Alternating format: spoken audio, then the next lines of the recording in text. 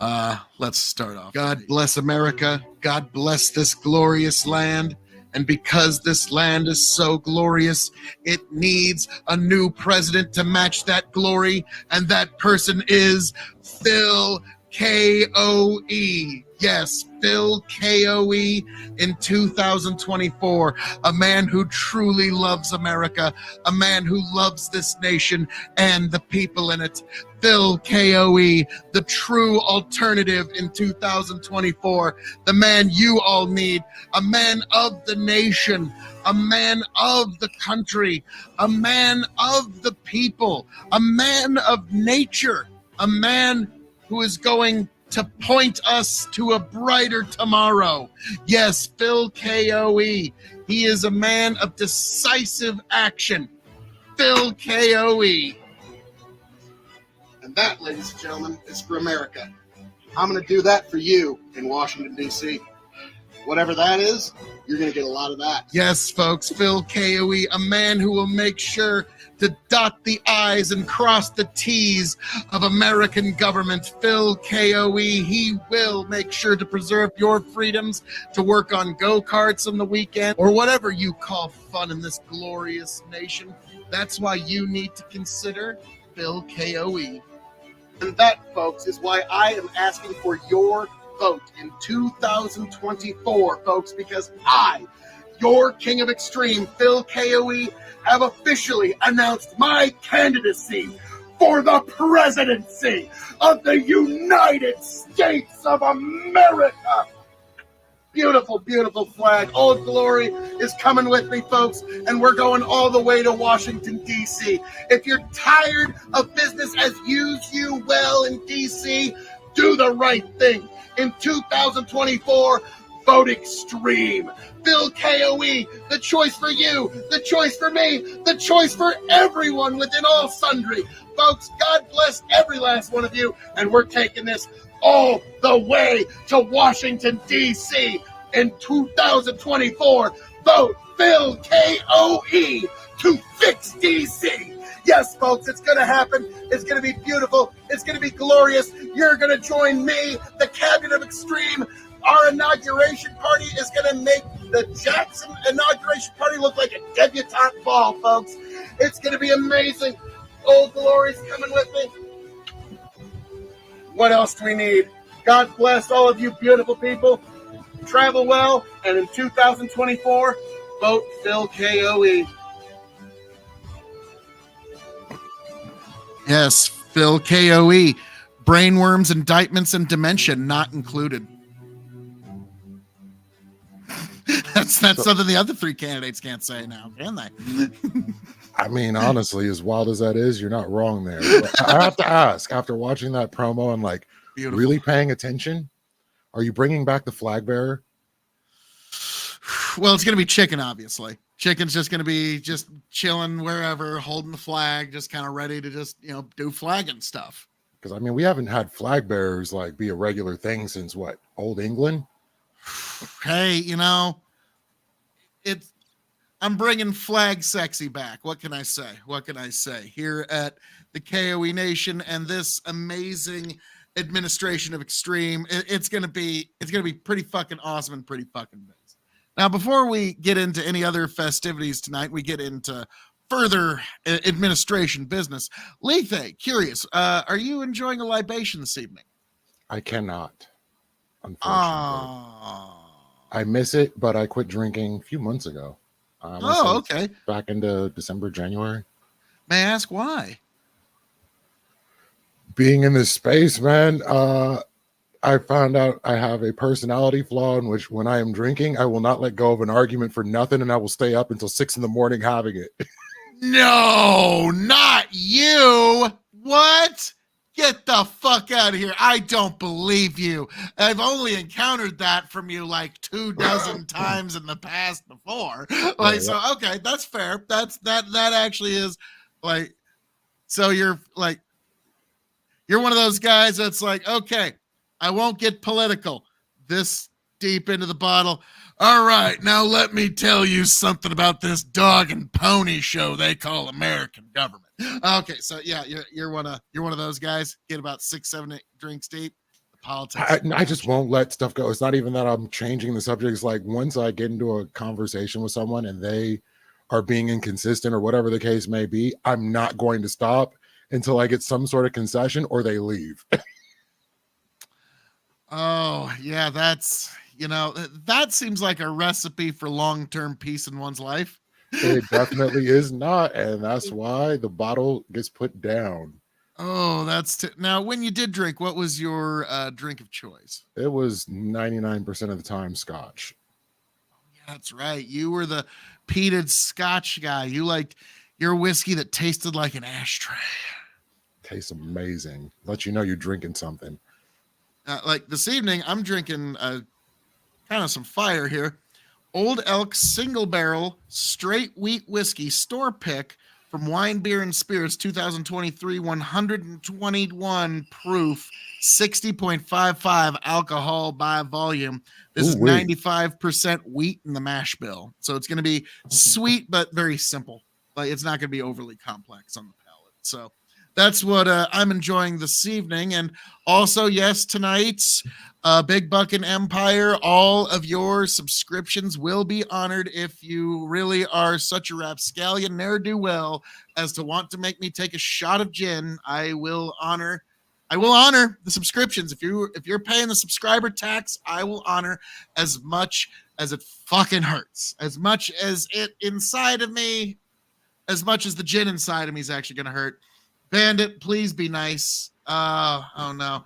He's drinking that until the gang arrives and goes, gin. Yeah, that's coming. That's coming. But first I'm going to get at least a sip of this beautiful wheat whiskey. Why must it be gin? Why did you even allow for it to be gin? I don't know. It started like the audience saw that I hated it. And so there was one night, you weren't there for it, but it was beautiful. We doubled the price each time. So the first shot was $5. The next one was 10, 20, 40, 80. And it just kept rolling until we were at $160 for a single shot of gin.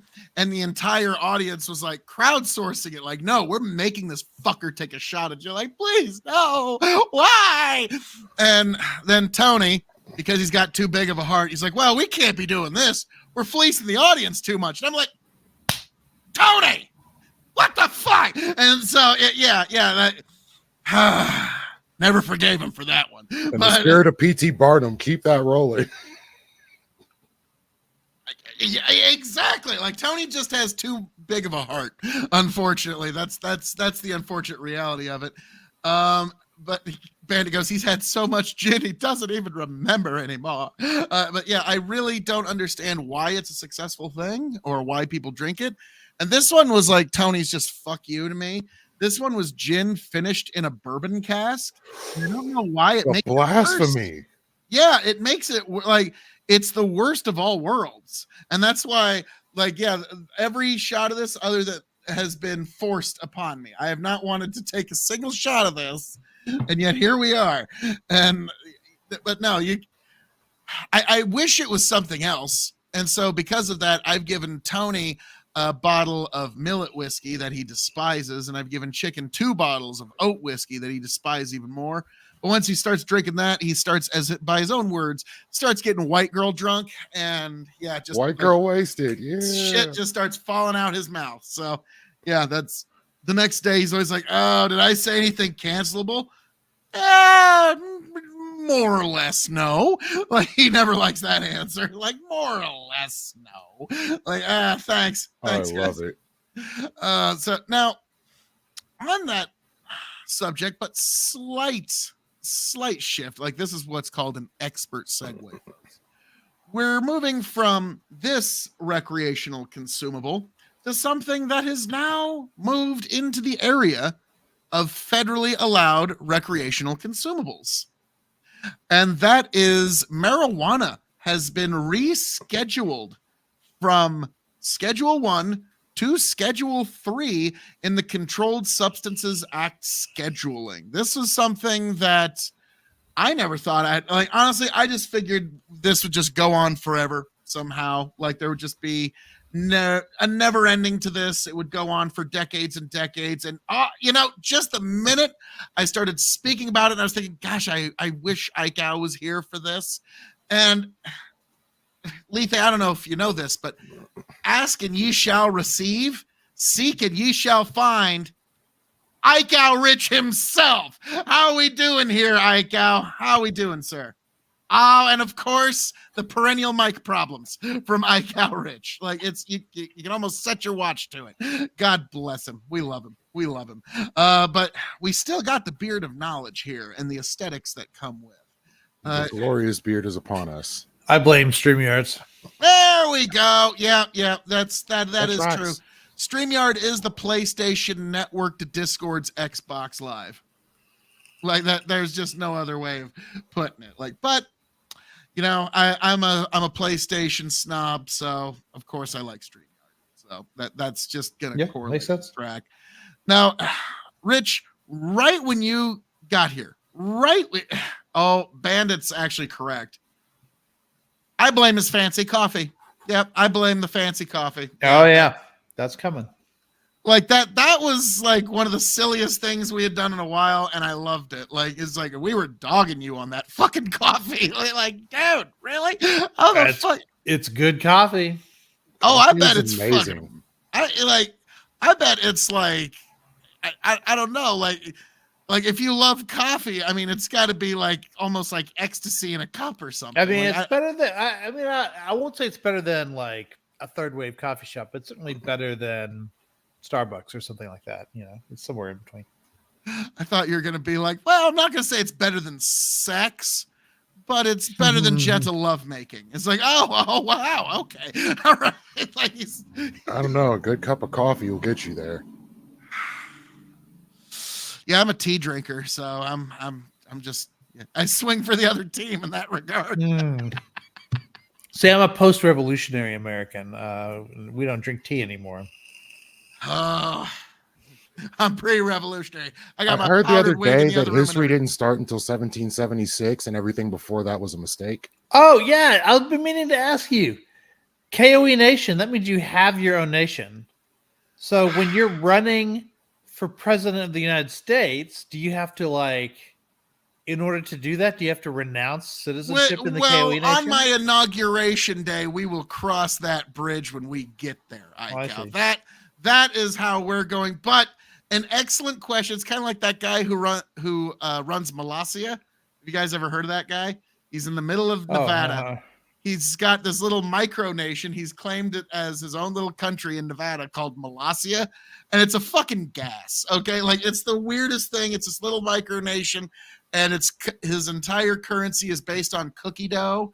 And if you hit this, those little water rockets, if you hit the pedal on one of those rockets, you get a certificate as a Molossian space At least cadet. cookie dough has intrinsic value. Exactly. It's the silliest thing you'll ever see, but it's if that guy were to actually win, he'd probably have to renounce his Molossian leadership, I suppose. But we'll see. We will see on that day. We'll see what happens. Or I'll just pull the Trump problem, and just be right? He had to renounce his Canadian citizenship. Oh Send him back. Ted Cruz, honestly, I remember in 2016, that was something I was bringing up to the Cruz supporters. Like, guys, you realize that his theme song for his campaign has to be "Born Near the USA." Born near the USA. No, I'm sorry. God bless him. I hope he goes farther in the Senate. I'd love him to be the Senate Majority Leader sometime. It's probably going to be Rand Paul before it ever becomes Ted. But I doubt it could be either one of them. You need somebody who's cooperative, who's able to, look at what's happening in the House now because they don't. When Mitch goes, have the ability. Yeah, be every man for themselves. Mitch was for the Republicans what Pelosi was for the Democrats. Mitch. He was a strategic mastermind. Honestly, I think he still is probably the best candidate for the job, even with his his brain freezing up every once in a while. Yeah. Here's the thing: Republicans, I'll put it this way.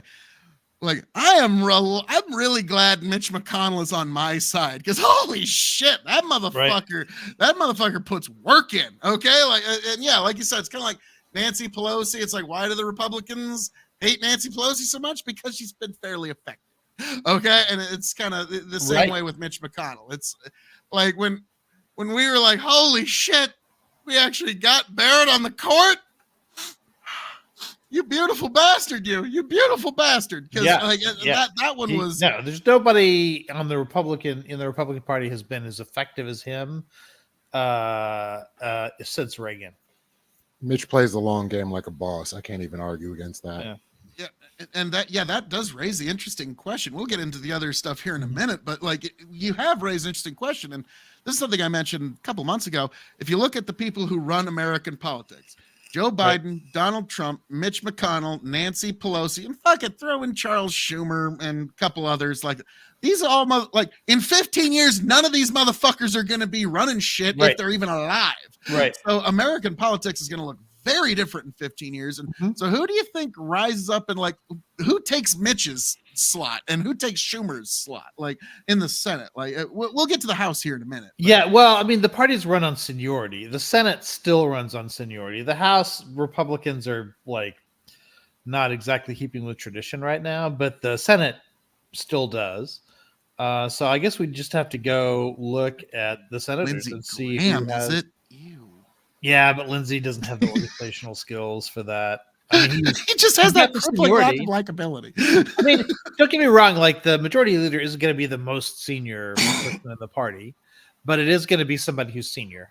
So let's see. I mean, there's about 50 of them, right? On either side. Yeah, on either side, there's 50 potentials. That's why, like, I think the people who kind of represent political wings of the party. It's why I say like Ted Cruz and Rand Paul have a. I mean, it's pretty easy to say that maybe whoever's in leadership is just going to move on up, right? So that's typically how it happens, especially in the Republican Party. So if you look at the minority leadership, that would be John Thune, which it makes sense. He absolutely has the seniority for it. He's in leadership. He's barely enough name recognition. And he's has a strong association with Trump, which is a big plus within the party these days. I mean Thune, or then the chair of the conference is Barrasso. Don't think Joni Ernst will be majority leader. Capito I could see. I would say Thune would be my favorite for the Republicans. And among the Democrats, I mean, it's going to be Schumer for a while, right? Like, he's not that old by Senate standards. I was about to say, like, his hormones are almost not completely cool. He's only 73, okay? Call me when he's in his teenager 80s. By Senate years. Yeah. He's only 73. Oh, wow. Unfortunately, that's bright and youthful by the United States Senate retirement home. Yeah. Now, I would be fine with following the Catholic tradition of you lose your voting status at 80. So as soon as you turn 80, you can no longer hold that office. I don't know if you would have to step down at 80 or if you just can't run again once you. Are you talking about just elected officials or just like everybody in the whole country? Like, nope, you can't vote. Well, honestly, probably right now, just talking about the presidency, but I could see maybe the same for the Supreme Court or something. The thing about elected officials is they have staff. They're just like voting. Like they could even prop up what's her name, Feinstein. They could just prop her up and tell her how to vote, and she votes that way. That's what they did for last couple months. Yeah. That's absolutely how it was in her office. Then that didn't turn out to be a disaster, right? But you could not possibly run a presidency that way. So we've been doing it for 3 years. What are you talking about? We've unfortunately found out for 3 years we don't actually need someone in the Oval Office. He's not at Feinstein levels. I mean, there's a reason why he still does press conferences and still holds conversations with people and is still willing to debate and everything else. And also you got that same issue with Trump. So that's kind of like a wash, right? But I would be fine by saying He's got him by actually, like 3-4 years or whatever. we it have is. two ages in the Catholic Church. We have 80 if you're in the College of Cardinals. Actually, it's kind of nice the way we do it. When you turn 80, you still remain a cardinal. You can even go to the conclave to elect the next pope. You just don't get a vote, but you can hang out. You can be there. I want to be here for the buffet. It's a really nice buffet. But 80, you can't stop voting. So maybe you can be like, you know how we have representatives in the House that don't get to vote because they're from like territories and not states or whatever. Like Puerto Rico. Like maybe we could say, okay, you can still hang around, you know, when you hit a certain age. You just can't vote anymore. Maybe that would be a nice way to do it, like they do in the College of Cardinals. Or with bishops, it's 75. And the way it works with bishops is you have to turn in your letter of resignation to the Pope upon turning 75. And then the Pope either accepts it or doesn't. So if the Pope decides that you're fine in that position where you are or whatever, then you can stay after 75. But you have to at least offer to resign at 75. Okay. So yeah, that puts all the power in the Pope's hands there. It's like, all right. That does put, although it's still slow, right? Because it takes a long time to turn 75, right? So like if the previous Pope, turning bishop at like 69. Well, let's say Benedict makes somebody a bishop at 40, right? The very next Pope probably won't be the one to replace him. It'll probably be 2-3 popes down the line. So it's really slow. So for instance, the United States Council of Catholic Bishops, the USCCB, still has sort of a Benedictine bent to it philosophically. It's not there haven't been enough bishops for them to be more Franciscan in nature. So that it takes time, and it probably won't happen within Francis's lifetime. So really it'll be probably the next Pope sometime in that person's papacy when the church starts to reflect Francis, if that Pope has the same philosophical bent as Francis, which there's never any guarantee of that, because you never know where the Holy Ghost is going to like take people. Yeah, that like you would think it would be getting even more like Francis, but also there's this very strange. I've not read about this trend about like a lot of the Catholic priests in the last like 5-10 years that have been getting like ascending to the title of priest. Actually, very conservative. The young in pups America, are very, very conservative. In America, the young priests are a greater proportion of them are conservative than in the past, or in the last 30 years, I should say. I wouldn't say it's the majority, but it used to be that was like a fringe thing, and now it's not, because Vatican II. After Vatican II, you had this wave of priests and then bishops who were sort of reform-minded and wanted to follow the precepts of Vatican II and make all the cultural changes that needed to be made. Those guys are the ones who are in their 70s now. Those are the ones who are getting really old, and are if they're a bishop by now, they're the ones turning in their letters of resignation or whatever. And honestly, it would be in Francis's best interest to accept those letters of resignation, because then he would get to replace them. So I really don't think there's an advantage to rejecting a letter of resignation, unless you happen to think that a bishop is like particularly needed in this hour, that there's something going on there that only he can handle, and he needs another 3-4 years to work it out or something. Then I can see why you wouldn't do it. But for the most part, I would probably accept the resignation of every bishop who turns one in. I was about to say, I don't think Trump would have been like, all right, Nancy, you turned 75. Fuck you. Get the fuck on out of here. There would have been some points where that would have, that's a sword that would definitely cut both ways. Well, you couldn't do that in America anyway, because we have separation of powers here. But it would work in, say, the British Parliament or in the French or any parliamentary system, because the person who runs the country, the prime minister, is part of the parliament. It's the same thing.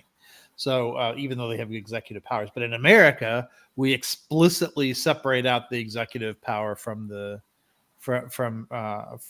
other two branches. So I wouldn't. Yeah, we couldn't do that part of it in America. But I do think, yeah, we should have age limits. And that's what stops us from being like I gotta be honest, I love watching like Canada and Britain where they're just like, and I must say the Prime Minister does not know shit from apple butter and he does not wash his socks often enough. Like, it's fucking great. I love it. Yeah. And this is a comment you said when we were watching the State of the Union live. Right. I think, and you said, this is America because this is the beginning of the American House of Commons. Yeah. And it's like, cause like, you lie, fuck you, you suck. And like, we're starting to get hecklers at the State of the Union. And it started off with that guy with Obama going, you lie. Yeah. And there was just this big dead silence of everyone's like, and he didn't get kicked out or nothing. And everyone's like, wait. That was Joe Wilson. But interestingly, Joe Wilson later on said he regretted doing that. Like he, it started something. He wishes he hadn't done that. And I think it's kind of, I think they are starting to fight back on it, because the people that were for that, that wanted to do the yelling and the interruptions and stuff like that, now they're still doing it, but they're not doing it to Biden. They're doing it to their own leadership. Marjorie Taylor Greene especially is taking that tendency and turning it in on her own party. And as a result, all of these bills that have gotten passed out, it's not just the most recent one, right? Which I'm sure we'll talk about the defense authorization bills, but also the budget. And there's been 4 or 5 major sort of omnibus and budget bills, and then plus this big military spending bill where it was either going to pass with Republican unanimity, in which case I get that Marjorie Taylor Greene didn't want to pass it all, but you can either pass it and have what you want in it, or you can force Republican leadership to make a deal with the Democrats to get it done, which is what he did. And the Democrats are going to say, okay, but here's 5 things that we want in this bill that aren't in it yet. And he had to make a deal. So Marjorie Taylor Greene and those people have essentially made all of those bills more liberal than they otherwise would have been. Yeah, I don't agree with her last push to let's get rid of Speaker Mike Johnson. Don't get me wrong. I'm not happy with this last bill, but it's all right, give the motherfucker 6 months. Even Trump said now is not the time, right? He's like, wait until after the election, give me a chance to at least appear reasonable to some voters, and then we can do what we want afterwards. Just from a strictly strategic point of view, he's right. It's amazing that these people are not even persuadable by their own party's leader at this point, which would be Trump. Marjorie Taylor, even I've had to admit, she's sort of a loose cannon, and she's a favorite of the left. She's a darling of the left. She's sort of like Alexandria Ocasio-Cortez or Rachel Maddow.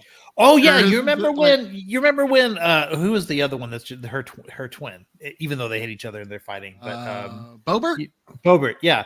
When Boebert almost lost, came this close to losing a handful of votes. Yeah, weren't that Taylor Greene and Boebert doing catty comments? Yeah. There were a lot of Democrats who were happy about that because they were like, I don't know. I know it's an extra seat for Republicans, but it's probably a net benefit for Democrats for Boebert to have won that race because it makes them look like morons. And I don't know that they would say that now because it's a 1 vote margin at this point. We would actually have Democrats would actually be running the House now if Boebert hadn't won. So maybe it would have been better for the Democrats if the Democrat had won that race. But I get their point that there are certain people in the Republican Party who are doing a lot of damage to the party's own brand, and they're also making all those bills more liberal. This isn't the first time. The last time this happened was when the Freedom Caucus wouldn't pass any budget items. Remember that? And then Speaker Ryan had to go to Pelosi to make those deals. And she had 5 or 6 items that she wanted added to all of those deals in order to make it happen. So again, at that time, it was the Tea Party and the Freedom Caucus that made the bills more liberal. From a strategic point of view, I never understood why they keep doing this, but they keep doing it. It's the Marjorie Taylor Greene factor, unfortunately. I don't know how else to like because don't They get me need a wrong. bigger majority, right? Like if Republicans had like a 15, 20 seat majority, like often happens, it's that or bigger, then they could let a slice of their this. Pelosi was famously good at this. She would the craziest left wing Democrats. Pelosi would release them on certain votes. They would say, "Okay, we can afford to lose 5 votes on this vote, and it will still pass. So you 5, you're allowed to vote no. The rest of you, motherfuckers, better vote yes." And she got them to do it. She maintained party discipline like a motherfucker, like McConnell can. Like McConnell can. Yeah, she was effective. I'll give her that. Now, Yeah. yeah, in the House, here's the thing that I say for the election coming up. Again, just taking the kind of temperature, like now, again, a lot of things can change from now until election day. It's like, so folks watching this in the future, we did not account for the thing. Yeah, the thing that happened between now and then. This is the least predictable election in a while, I think. Yeah, I was gonna say, like High the uncertainty presidential, election. it's the temperature's feeling a little Trumpy, but that can shift. The Senate, I'm predicting, is gonna flip Republican by a slim margin, and the House, who the fuck knows? No, but like if you think you got a handle on the House, that one's a coin flip. I think the House is going Dem, and I think the Senate's going Republican. Very well could be. That's been my prediction for over a year now.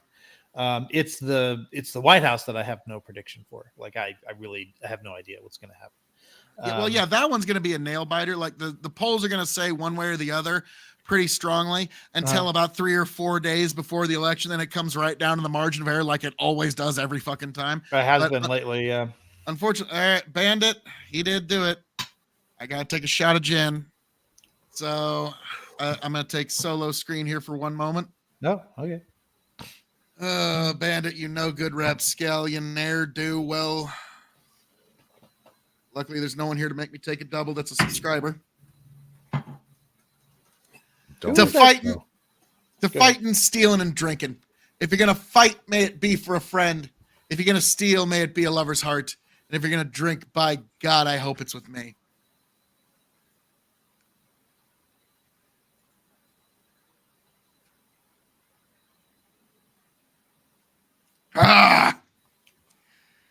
Bandit.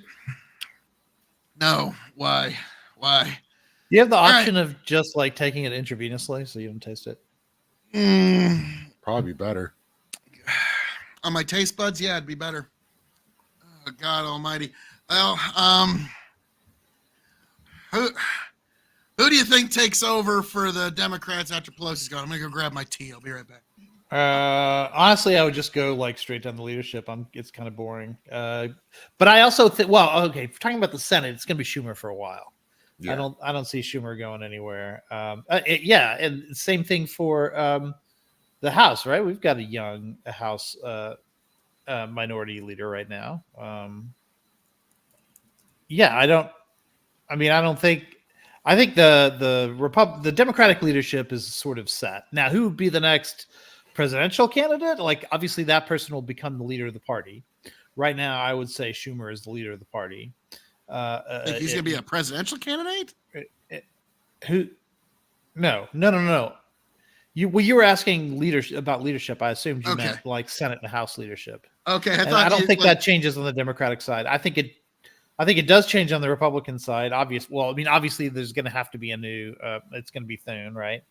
And on the House side, it's going to be musical chairs for a while still. At least this year, it's going to be. I thought that's what you were asking. Give it to AOC? No, she's too young still. Although, I mean, she's been showing some leadership chops. If we are going to have somebody on the left in leadership, it's going to be AOC because she's able to eventually cross over to the moderates and have those conversations, which no one else on the left can do. Like, I mean, everyone, at least if we're talking about that little, what is it? The cheer squad. What do they think of the squad? If it's somebody from the squad, the only person it could be would be AOC because she's the only one who actually has relationships with people in the center and actually has to women in a way that a lot of politicians don't. Yeah, but I still don't think. When's the last time someone on the left has been in leadership? Like in either the Senate or the House? No. Pelosi is very much a moderate and a deal maker, and makes deals with Republicans all the time. Like, I'm trying to think of like to me, I'm just like left and Democrat or similes. Like I get lefty, like on the left, there's infinite little lines of demarcation, but yeah, the last lefty presidential candidate we had was Dukakis in '88. And ever since then, it's been. What about Bernie Sanders? Mainstreamers. Yeah. Come on, man. He's older than all of those other motherfuckers. I know, but he was running not too terribly long ago before he sold out to Hillary for another vacation home. Yeah, I mean, he was losing. He didn't have a choice. Yeah. Ron Paul didn't sell if out. Anything, he didn't win in the end. Look what it did.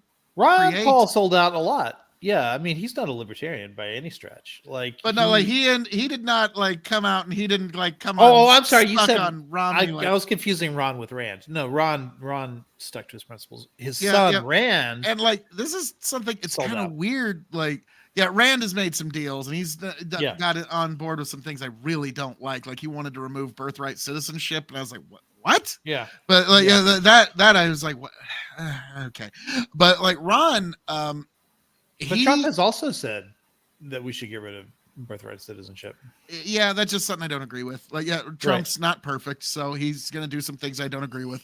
But it's also in the Constitution, so it's not going anywhere. It's going to be very difficult to get rid of anything that's in the Constitution. So, not mentioning why we have birthright citizenship. Yeah, you're right. Yeah, exactly. But no, what I will say, Ron Paul, and I don't even know if he quite would have without Ron Paul and the love revolution, if you will, from the 2008 and 2012 campaigns, I don't think we get Donald Trump. I think there's a weird connective tissue that's not exactly understood between what Ron Paul started and there was. Well, it's anti-establishment feeling, just broadly. Yeah, it's this. If you don't educate yourself on what they actually think, you can see how the two camps are roughly on the same side because the enemy of my enemy is my friend, sort of thing, right? Yeah, and so I think Ron Paul very much gave way for Donald Trump gaining power. It's sort of like how Chiang Kai-shek, and Mao were on the same side for a while until they weren't. It's like that. They had. I'm guessing Mao killed the other guy. No, Chiang Kai-shek fled to Taiwan and became the leader of Taiwan for the rest of his life. Because Mao wanted to kill that guy? Well, they wanted to kill each other. They tried to kill each other. It was a war, and at the end, the nationalists lost the war, so they all went to Taiwan. And it was really frustrating for Mao that he could never, cross the sea and get into Taiwan and take them out. That was the one part of what was China at that time, and there's a big argument as to whether or not it is still China. I was about to say, look where the heck we are now. I was about to say, depending on how America's doing on any week, China likes to push that question a little more. But weirdly enough, that you mentioned that, one of my favorite. Well, strategic ambiguity is over, so America is officially on the side of Taiwan now and has been for a couple of years. But I got to ask, Haley, how did you feel about John Cena's apology in Chinese to China as a wrestling fan? That motherfucker figured out a way to, in 2 promos, piss off everyone. The entire world was pissed off at, because first, this motherfucker took the time to learn Chinese. Okay, he took the time to learn Mandarin fucking Chinese. Okay, but because he said in the country of Taiwan, everybody shits a chicken, and then he gives this heartfelt apology in Chinese, and then everybody else is like, well, fuck you, apologizing to the Chinese John Cena. And so he managed to piss off everyone with 2 promos. John Cena, his whole career, said he's never turning heel. Bullshit. He did it with the Chinese and then the whole world. So that one was when I realized, oh wow, the entertainment industry is literally going to bow to the Chinese now because they don't really have a choice. The entertainment industry has no fucking choice. They do have a choice, but you are making an economic sacrifice if China chooses not to show your movies in their country. A lot of people think that map in Barbie was intentional. I You know don't about that remember. thing? There's a world map in Barbie Land or whatever, and if you look, it's got the the 7 dotted line or whatever it is, the 9 dotted line. There's a line that if it's there, it implies that China owns the South China Sea. And if that line is not there, or if I can't remember exactly what it symbolizes, but it was on the map. And so a lot of people think that the reason it was on the map was so that because they wanted Barbie to air in China. Oh, I could definitely see that. I could certainly. Yeah. I mean, there's no proof of it either way, but I mean, I wouldn't be shocked. No, well, here's the thing. I've seen the Barbie movie with my daughter, and I actually liked it. It was actually very fun. Yeah, yeah. And every shot has multiple Easter eggs in it that was very well planned. So there's not a single image that appeared on screen there that was not meticulously planned. So if there is even a chance that it's sort of like a little to China or a I bow to you China thing, then it's 100%. That's what it is. So, but yeah, that movie, we'll get into that in a little bit. But when you mentioned Taiwan, something that I noted, my favorite knife company is Cold Steel. I carry a Cold Steel Spartan every day, and they use basically really high grade steels, and it's out of Taiwan. And the former owner, Lynn Thompson, basically took like a fuck China business policy where he will not have any of his knives made in China, and so they were all made in Taiwan. And so those were the blade I carry every day is a Taiwanese blade, and it's because there's this deep fuck China idea in certain areas of the business world. Now I just like it because these things are like a fucking frustrated tank engineer. Things, but it's kind of fascinating that you bring up Taiwan's where the nationalists, and then Lynn Thompson, his martial arts master was somebody that was apparently associated with the Chinese nationalists, and so now it all kind of I'll put a screenshot. I'll put a screenshot in side chat in StreamYard so you can see. And I think it's called the 9- line. For whatever reason, that is if you look at that's. Of course, a very cartoony Asia, but that little line there happens to have 9 dashes in it, and the 9 dashes would be an indication that that they're territorial claims. Basically, well, anyway, what ended up happening because of that is Vietnam refused to show Barbie in their country.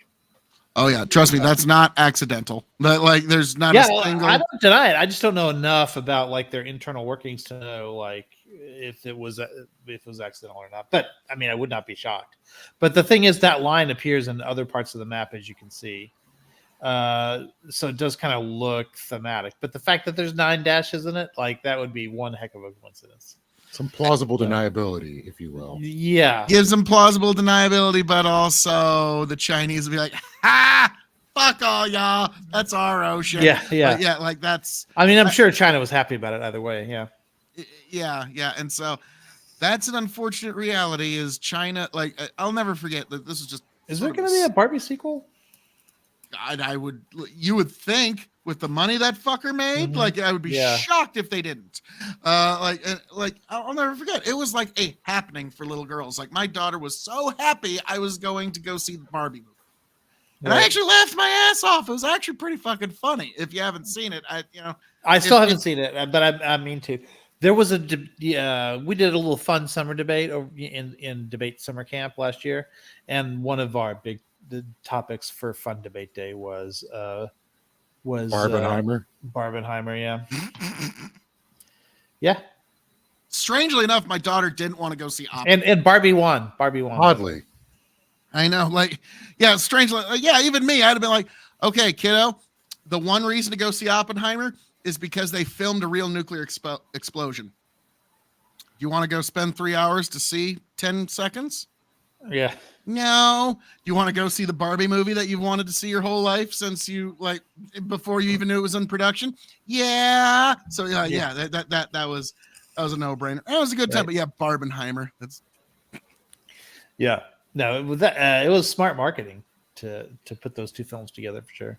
Now, like, this is sort of an aside, and we'll get back to DEA here in just a second. But since we talked, like, I'll never forget, like, China's been a big player in all international markets because of their huge population. Now they just lost that not too long ago. They just lost their world's biggest population thing. Yeah, just a month or two ago. Yeah, but at this point, like, sure, they don't have the biggest population, but they have a much more robust middle class than India. So it's just. It's still a good market. And they have a handle on the tech sector in a lot of ways. Like exactly. I'll never forget. God, it's probably about 10 years ago.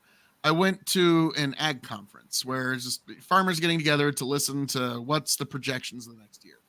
And normally the guy that comes is one of those lecturers that would wow you with ooh and ah. The guy that was there that year, though, he was just a China watcher. All he did was just tell you what China's going to do, and whatever China does, just what I'm going to do. And he was just a China watcher. And it just kind of irked me. It's like, okay, great. Now the fucking ag sector and every other fucking sector now has a chunk of it that are just fucking China watchers. Great. Fucking great. Now, granted, we kind of did it to ourselves. Like the corn board went around the world and showed the world how to farm corn. Thanks. That was real nice. Yeah, that was a fucking brilliant idea. What's your opinion on Monsanto? They have attained the reputation they have earned. Okay. That tells me what I need to know. Yeah. Yep. That they they've actually changed their name to Genuity now. Oh yeah. So that's but I've my family's worked with them in the past. Okay, so it's not like they're not 100% safe. But is it true that if their shit sort of drifts into your farm and then your like ends up becoming like your main output just by accident because of the way shit happens, that you'll like be sued for having their property? Okay, like I think you're talking about the canola farmer in Canada. If that's I just remember farmers talking about how that's Canada. Like you leased out like rights to use the like that DNA strain or whatever for a year at a time. And so if you use it one year, you can't use it the next year, and you have to make sure that it's segregated out from what you are growing. Otherwise, you have to pay for another year. You have to pay royalties. Yeah. Now because even though you might not be able to control what ends up growing in your field because it drifts. That's what I was told. I don't know shit about shit. Now, depending on the crop, like, because like the guy that I think his name's Percy Schmeiser. I might be wrong on that, but I believe that's his name. And he's talking about canola. It's like, bro, canola don't fucking drift like that. Like to me, like corn pollen, like, yes, it can in theory drift 500 feet, but I have a hard time getting the pollen to move 3 fucking rows. Okay. So the idea that it's going to be this massive, that's generally not what happens. What generally happens is, a young farmer or an old farmer. Actually, I've mostly known older farmers do this. Will get a little cheeky. They'll save a little extra back that they don't pay royalties on. And somewhere along the line, they get caught. And then, like, them no good bastards. Now, don't get me wrong, Monsanto's bastards for other reasons. Okay, they're bastards for other reasons. But like that one, it's kind of fuzzy. Like sometimes it is what you're talking about, but it depends on the crop. Because like I'll never forget one time I had to. When I hear it, it's always in the context of corn. Yeah, but like one time I had to isolate because we had a smart stack that we had to isolate 1,246 feet. Because we want to make sure that no pollen could possibly, and so there is the potential for cross contamination, yes, right. But generally, like what you're talking about, like it doesn't like make its way into your system like that. It's just generally a farmer will get a little cheeky and try to, get around some royalty payments, which I actually kind of noted to my brothers years ago. That's like, man, how weird, how far farming has changed. Because like, our great grandfather. He just picked one part in the field. Like, yep, that's the best wheat. I'm going to save that for my seed next year. Right. And now, like us, we were making fun of some old timer who got busted for not paying his royalties on his seed. Like, wow, how fucking much the industry has changed. Like now, us young kids are making fun of the old timers not Right, paying their royalties. The old timers are this is bullshit about our fucking royalties. Which don't get me wrong, it is. But like it's don't get me wrong, we like access to the trades. Mhm. Like, but there's some practices that could do without. I will say Right. there's other producers that are actually quite reputable in the industry now, though. So like that's how I would put it. Hey, let me ask you this too. Have you been seeing any Northern Lights up there? We got them down here in Dallas. Isn't that tonight? It was last night It already too. happened. Yeah. Oh, okay. Well, it was supposed to be tonight as well. Okay, I was planting on drill last night till midnight, and I didn't see. You should be able to see shit. it now. That way. Well, I should be able to see it now. Hang on, I'm gonna go look out my front door real quick. Give me Where I live, it's a little bit too bright. We're too Okay. urban. So but, this is that moment that's kind of like that Saturday Night Live talk sketch. yeah. Talk amongst yourselves. I'm just Right. gonna check out, see if I can see some Northern Lights real quick. That's. I'm too into the city to be able to see anything. Watch, it's going to be aliens, and Phil's never coming back. Right. Yeah. That always happens in the farms, doesn't it? Like Exactly. But all he needs is a squirt gun, and he should be fine. Yeah. Started watching this show the other day. It's got Josh Brolin in it, and it's kind of about like a singularity that allows for time travel. Yeah. It's pretty interesting. What's it called? Outer Range. Oh yeah, Outer Range. I've seen it. Yeah, that's been out for a couple of years now. Yeah, I just found out about it yesterday, and I'm like 2 episodes in, and I'm like, what the deuce? Oh yeah, man, it gets better. It's really good. I like it a lot. But it's giving me Lost vibes. Should I like save myself now or just keep watching? No, it doesn't. It doesn't pull a Lost, but it's only one season, right? So who knows? Maybe New season's coming out now. Fucked up. So Season 3 is coming out now. No, I'm hearing the new season is coming out like soon. Yeah, that would have to be season 2. Yeah. Or yeah, because I haven't seen a season 2 yet. So yeah, oh good. I'm glad you said that. I'll watch it probably this weekend. Yeah, it's really good. And I think Phil would dig the vibe on nothing. it. Wyoming I don't see cattle shit. ranchers. Yeah. Okay. Well, if you don't see it, then I don't have a prayer. Then it doesn't exist. Yeah, because you're out there in the rural area, and you're also a lot further north than I am. So yeah. Yeah. Here's a example of a cold steel blade that I really like. Oh, nice. The OSS. And actually, there's a blade on this back end here, but it allows for a snap cut, but also it's a dagger, and it's got a. So do you use it for farming shit? No, this one I just bought as a Christmas present to myself because it was on sale for Black Friday on Amazon. Maybe because you have a use for knives out in the field, I'm sure. Oh yeah. I use knives every day. Yeah. You generally here's the thing: the tip of the knife actually goes perfectly into the furrow of the planter, so I can move the dirt out of the way and then see the seed right where it is where I planted it. So yeah, the tip of a knife is actually my most valuable tool out in the field. This one though, I just bought as a lark because it was half price. Basically, that was why. But yeah, this is a Taiwanese blade made by Cold Steel. This is OS 8A steel, which is actually a pretty nice steel, and so that's kind of their thing is they use high-end steels for actually cheap prices. Nice. But yeah, so I would recommend if you're going to get yourself a blade, a Taiwanese Cold Steel is definitely where I would recommend. I actually do need to get some kitchen knives, like just for around. Cold Steel makes a good set of kitchen knives too. I've been asking for Jack what to get. Yeah, he gave me a few recommendations. But now I'm sorry, I kind of got off. What were you two talking about right when I got back? A TV show called The Outer Range, which we can't really describe it to you at all without spoiling stuff. So you would have to just watch it. But it's like set in the rural area, so it's like farming culture, and it's in ranch. I think it's ranchers and rodeo riders. Mm-hmm. Yeah, like I used to tell my buddies, it's like, so what do you think of that show Yellowstone? It's like watching work. I don't really, I don't really like. No, it reminds me of Dallas. A little bit. Yeah. But I always love when the main character's like, why is everyone trying to steal my valley? Why would anyone want this beautiful thing that I'm willing to fight and fucking die for? I don't understand why anyone would want it. Like, yeah, Right. right. Bro, yeah. You're willing to fight and die for it, so obvious. Right.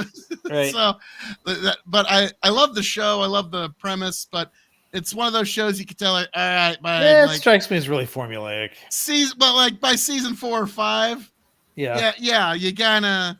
It's the same shit over and over. Spiral. Like, I'll never forget. There was a video essay about the show Pretty Little Liars, and it's the perfect example of when the writers don't know how to end the show. It got away from them. The fans loved it so much. It started off as like a college murder mystery, and by the time the show's over, one of the characters like being crowned the emperor of the universe or some shit. Right, yeah. It's like, they just don't know, how do we end the show, man? And so like every show, you got to find a way to give it a beginning and an end. And that's why I said in my top 10 TV shows of all time, I put number 7 as Peaky Blinders, because it ended perfectly.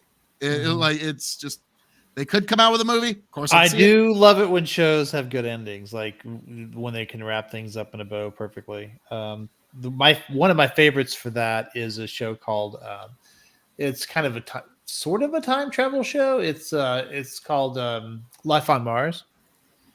It's a British show. Never seen that one. I thought you were going to say Doctor Who or some shit like it. Of course, That's you're never ending. No. Doctor Who's I mean, it's fine. It's whatever. I watch it because it was part of my childhood or something, but it's not. I wouldn't say Doctor Who was amazing. I thought he was going to say Twin Peaks. Oh, Twin Peaks is amazing.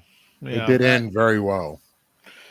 I was just about to say, what about for you, Lethe? What's one that just ended just? Mwah? Ooh. I don't have anything like that, unfortunately. I'm usually bitter with the endings of shows that I end up watching. It's like Dexter, I quit watching after the 4th season. It's like, nope, you're not going to be able to top this. I'm just. Then they brought it back so they could fix the shitty ending, and then they gave it another shitty ending. And then, it made it worse. So it's like, no, I'm just like, it's like I haven't seen the Star Wars sequels. It's like, nope, that's just not canon for me. I don't care. I'm just the last few seasons of Dexter are not canon. I mean, there's good stuff in there, but you kind of have to dig for it in Star Wars. Yeah. So I think like I kind of tapped out when I found out there's multiple directors. It's like, okay, so they can't even keep a consistent vision through the sequels. Yeah, that was the price. So if you're talking about 7, 8, 9, and that's the thing. And every time they changed directions, it wasn't necessarily that that any given director had all that bad of a vision. It's just that none of them could consistently keep. I mean, it seems so obvious to me that you would have to keep the same vision for 3 movies to keep it, but no, it was amazing. They Hollywooded all over that thing. Like they just And then at number 9, they just went for the just give the fans everything they want kind of thing, which is also shitty because there's like it's obviously lazy. It's, there's no thought behind it. And also you've seen it before. So, 9 was like just horrible for that reason. Well, I remember 8 was bad. 7 was bad. Chris Gore, who was a film critic, he said this, and like, I haven't seen the movies, but he had this one criticism that's like, wow, that is like the fact that we had all these people lined up and there was no point where we had Han, Luke, and Leia standing together on the bridge of the Millennium Falcon. That is studio malpractice. Okay, you had all of that there, and you didn't even just have that scene where you let the audience just indulge in it. Like that would have been all the fan service you needed. Was just Han looking like, they did that with They did that with Picard. Like when Patrick Stewart came back, he said, "Okay, but I don't want it to just be, Next Generation Part 2 or whatever." So they did all this stuff to make it very not like Next Generation. And I liked the first 2 seasons of Picard just fine. Like I liked it better than a lot of other people who hated it. But when they finally gave in and said, fuck it, we're going to give the fans what they want, man, season 3 was so perfect. It was so fantastic. It really was like they just finally gave us everything we wanted. And if you're nostalgic for the show, then you enjoyed the hell out of that. And I understand that it's easy and whatever, but I think the fact that they didn't give it to us for so long made it all the much sweeter when it finally happened. Oh wait, Breaking Bad actually had a really good ending. Breaking Bad. I wasn't that was unhappy my with that. one complaint about Breaking Bad was the ending. Really, I thought Better Call Saul's ending was perfect. also good. Yeah, but I didn't want any consolation for Walt. I wanted him to die knowing that he failed his family and that everything he did, like none of it, that it all came to naught. That's what I wanted. Well, like ultimately, he just didn't matter, and they all went on without him. So No, he died. He had that. He concocted that scheme to get all that money to his family, without them knowing it was him. So he knew that his family would be taken care of, and he got to save Jesse. And so he died, at least in his own mind, redeemed. And I don't think he earned his redemption. I think the amount of harm he inflicted on the world was too profound to even allow for that. He needed to die damned, not redeemed. That did not happen, and I guess it's the Catholic in me that didn't like that. I feel like ultimately he just fixed what he already broke in the first place. His family should have had money. Yeah, I was about to say he fucked up a lot of shit, but now I'll say this controversial opinion here.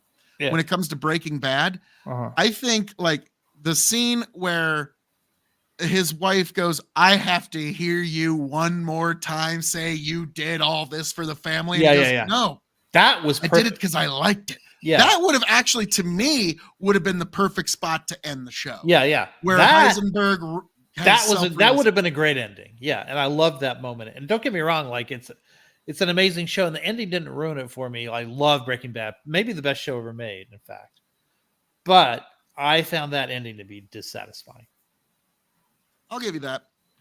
It's the reason I think Picard worked so well is also the same reason why Dune 2 is working so well. Yeah. Because the writers, and this is a strange thing, and I think Hollywood should take note, the writers don't hate the source material nor the fans of it.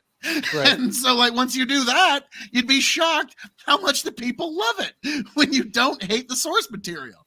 And unfortunately, I've watched Hollywood trip over their own dick too many times on that one. Yeah, where it's made $1 billion, and it still has a third movie to come. Oh yeah, I went to go see it with my daughter in IMAX. I think last weekend, or maybe the weekend before. I forget which one, but how'd she like it?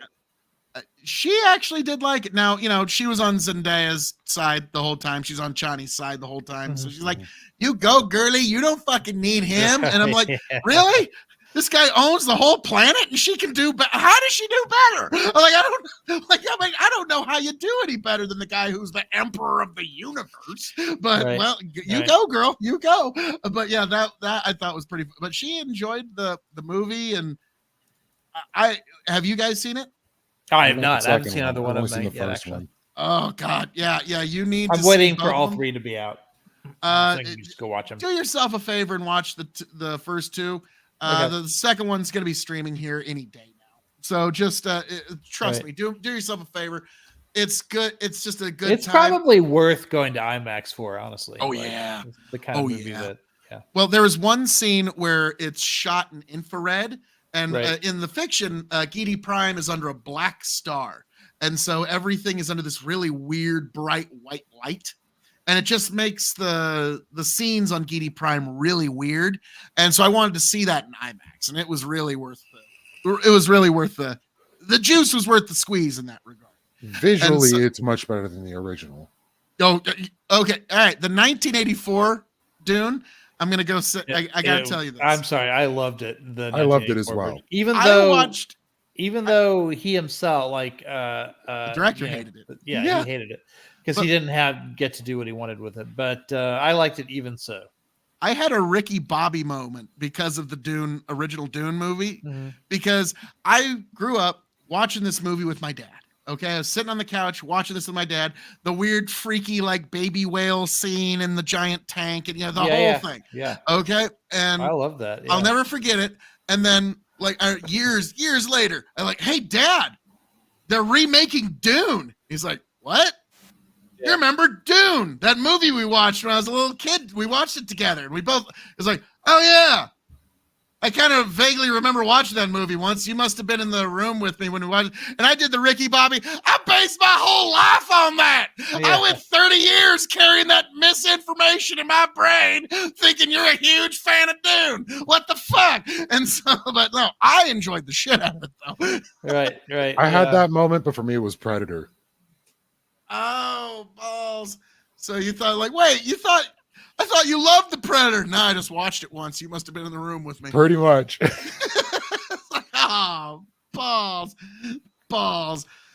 I was just the perfect age to where I got to see, like, my dad took me to see Star Wars, like the original Star Wars in 1977. Like, we were in the line that went around the block and all that stuff, you know? So, like, that's kind of a mythical thing in my mind, like going to see Star Wars. Remember, it was like, it's With my 1984.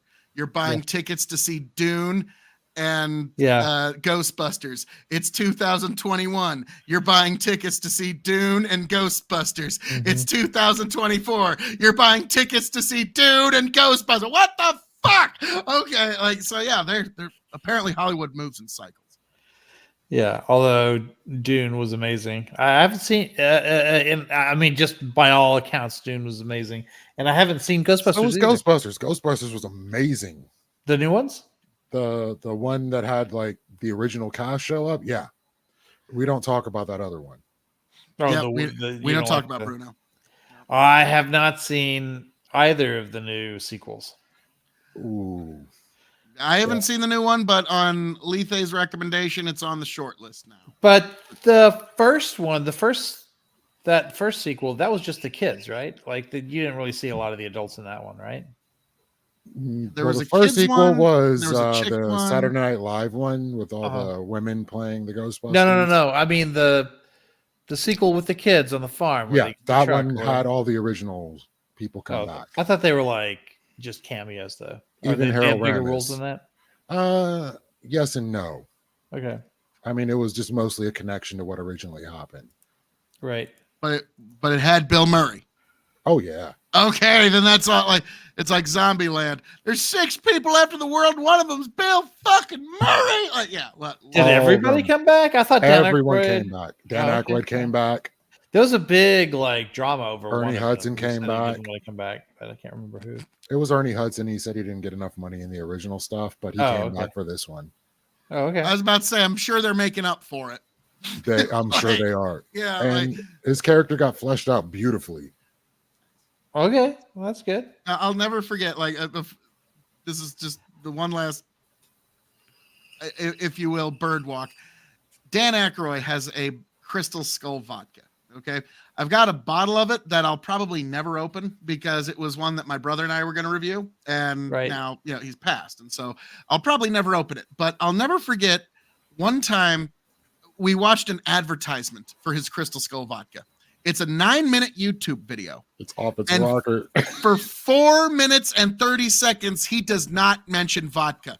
Okay, he rants about ghosts, the afterlife, the spirits, and extraterrestrials for 4.5 minutes, and we decided that it is time to encapsulate the spirit into spirits. And it's like, and then he starts getting into the vodka, and it's like the most insane thing you'll ever see. But it was fucking hilarious. So Dan Aykroyd is, he's a true believer when it comes to that supernatural stuff. Like it's. So what do you think is a blockbuster? The official definition of blockbuster is $100 million. That seems a little bit low to me. But I'm just looking. It looks like both of those last 2 Ghostbuster movies made about $200 million each. Like, yeah, to me, it's like again, sounds a little low to me. Does it become mimetic in our society? No, that's like I know that sounds like a weird metric, but does it like puncture deep into the pop culture? Like that's to me an actual, like the Barbie movie that counts.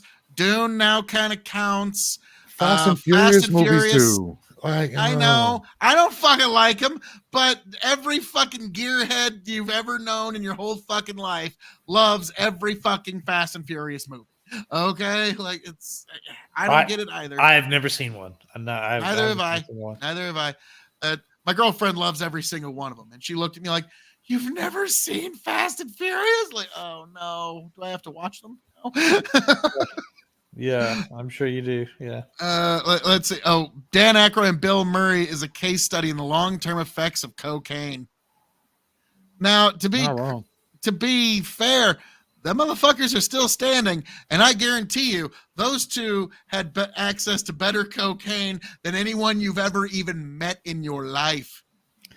Like, yeah, those guys were Hollywood actors during the Bill 70s. Murray is and also 80s. a strange kind of like genius. You know, like he's just been in like his stuff is like really sort of unpredictable in the directions that they'll go. And he picks a lot of like he makes a lot of artistic choices. I love what he says to random people when he runs into them. He just goes, "No one will ever believe you." Right. It's like, I ran into Bill Murray. No one will believe you. It's like saying you ran into Bigfoot. No one believes. Right. Like and that also is why I carry a rifle in my truck, because I'm on gravel roads so much that I'm gonna see some sort of Bigfoot or chupacabra or some crazy shit, and y'all are gonna be like, Right. "Sure you did, Phil. Sure." And I'm like, "No, fuck you. I shot it through the back of my truck, drove down to the sheriff's department, said, take pictures." Like I'm not gonna be the one dumb redneck going, "I saw it. I saw it." No, really, I saw it. Where y'all going? No, I saw it. So no, if I see anything crazy like that, trust me, I'm gonna have a So belt to match. all of the Ghostbusters movies like have been flops, right? Like obviously except for the first two, or back in the 80s, but Afterlife only made 200 million. That can't be considered a good result. It should have done better, but yeah, after that movie they put out before, people were already like, "No, we're not dealing with this Ghostbusters nonsense." Yeah, and yet they still keep funding them. Bill's gonna kill the last book. All right, before we get to the DEA question, one last. Yeah. Is Bigfoot real? I don't want to tell my story. Okay, Iko, you go first, and then I want to hear. Oh no, mine's a one answer. I mean, obviously not. Okay, all right, Lethe, let's hear the Bigfoot story. So I was up north trimming, and what they call the Green Triangle was like the Reading area, and it was on the morning we're coming back, so it's early morning, and totally sober. Got a good night's sleep the night before because we're going to be driving for a while, and we're going up a road. It's a 2-lane road, and it's the ones that like kind of dip down, dip back up, dip down, dip back up. And I saw this thing crossing the street,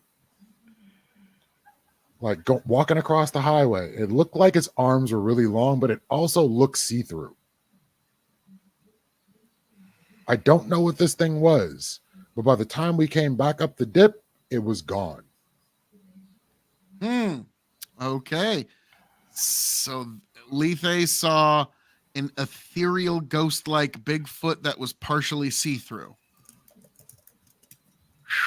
Okay. And what area of the country was this? This was up Northern California in the Green Triangle. And so I looked on my phone for like where in California people have Bigfoot sightings. That was exactly where it was. And how many years ago was this? 12 to 14 years ago. Okay. Interesting. Because I was going to be like, did you get your smartphone out? But them fuckers weren't around back then. Okay. So, Lethe, what do you, like, I know you like to Occam's razor. What do you think you saw? Probably fog. I really don't know. Like I said, it was see-through, kind of looked like a thing, couldn't say what it was. So I was probably tripping, but more than likely it was not Bigfoot. Okay. Were you on magic mushrooms? I was not on anything, totally sober. And like we had been partying up there, and I was the only one that didn't take DMT while I was up there. So. Okay. I don't know how to tell you this. Somebody slipped some acid in your drink. I don't know what that thing was. That might be, like, unfortunately, if we're going to Occam's razor and folks are smoking DMT and shit at that party, like, yeah, somebody might have slipped some acid in your drink there, bro. I don't know how to tell you that. Like, dude, I saw a ghost man walk. Like, because here's the thing. Ghost bear. I would have said it would be a ghost bear or something on that order. I know people who, like, have had very, very, like, almost pseudo-religious experiences on psychedelics. Okay. But I also always say, also hold the possibility that you might have just been really fucking high. Just like always hold that as a possibility that you were just really fucking high. Now, Lethe, I know you think some religions of this world were probably founded by intoxication experiences. Like I know They were you licking frogs. Oh God Almighty! So, well, thank you for that one, Lethe. I'm probably gonna clip that out to its own standalone video. It's like Ike's coffee escapade last week. That one's becoming its own video in its due time. Now, oh, here's something. Here's something I looked at while you guys were talking about that. I looked it all up. Did you know that the all woman Ghostbusters is the Ghostbusters sequel that made the most money out of all of them? Yeah, I assumed it was, and that's what ruined it for the next one. you know, but you it gotta made more remember, money even than Ghostbusters 2, which was Nickelback is also popular. So always remember that. I would also like to deport them with Ted Cruz. Now, I think Nickelback's still Canadian citizens. I think they're still just straight up Canadians. And they better stay there.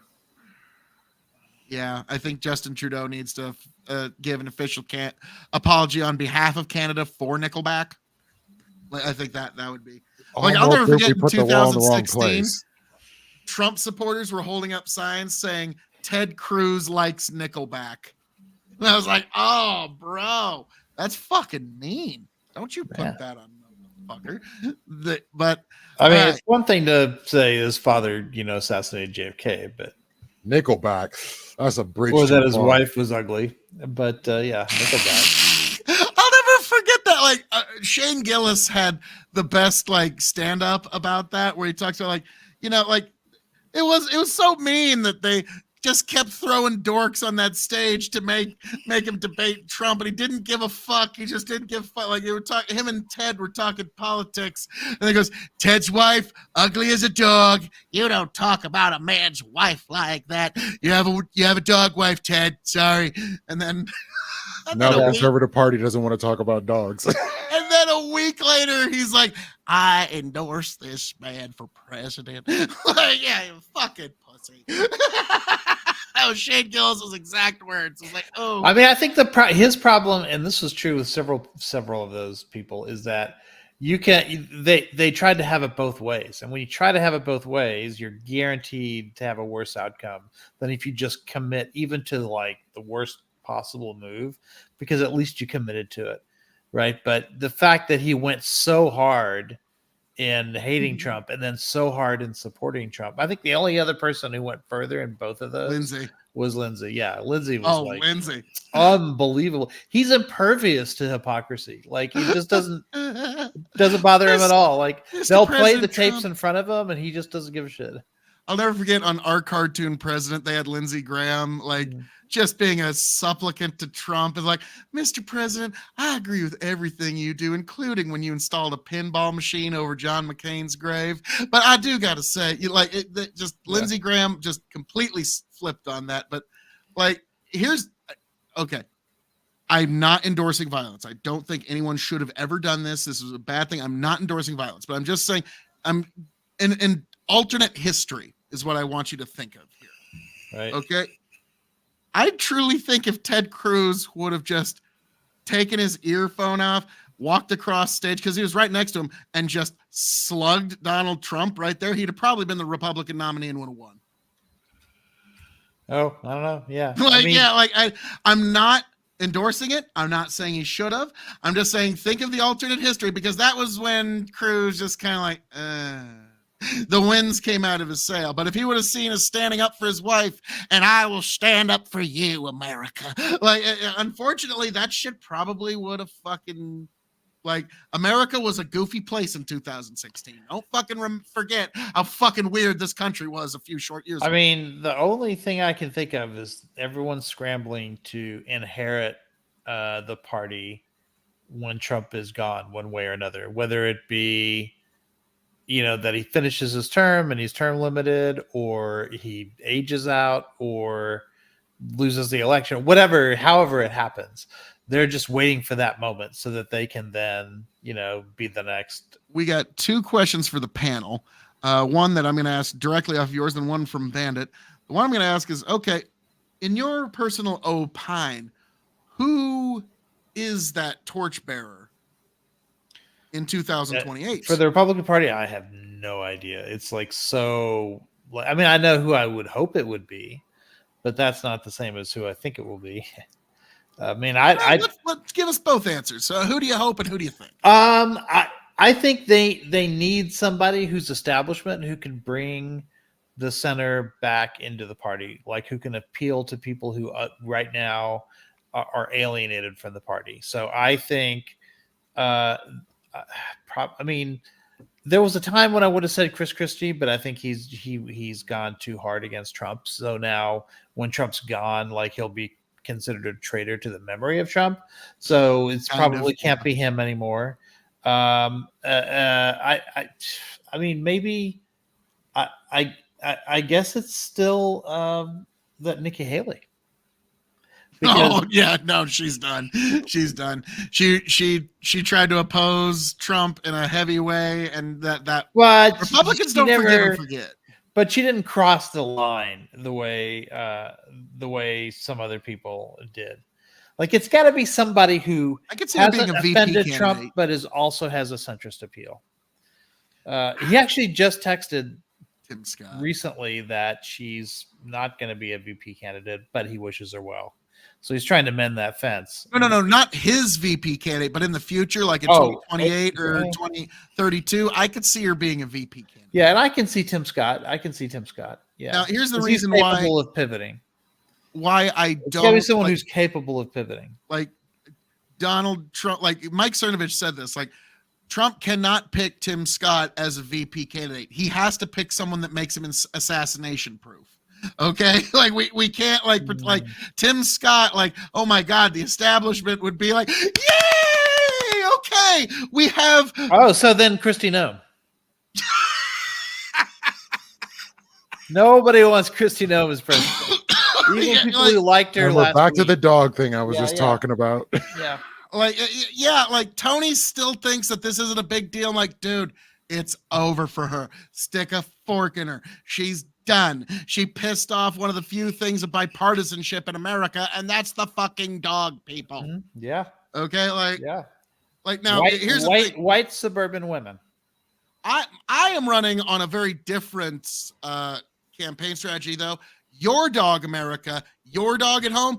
Great dog. Best dog ever. Your neighbor's dog that won't stop barking. Total fucking cunt. Fuck that dog. Okay, like, yeah, that's that.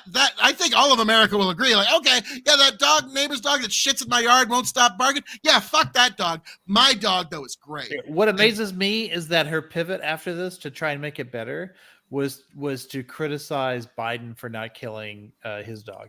Yeah, that's. I was just like, wait, what? You know who doesn't kill their dogs, though?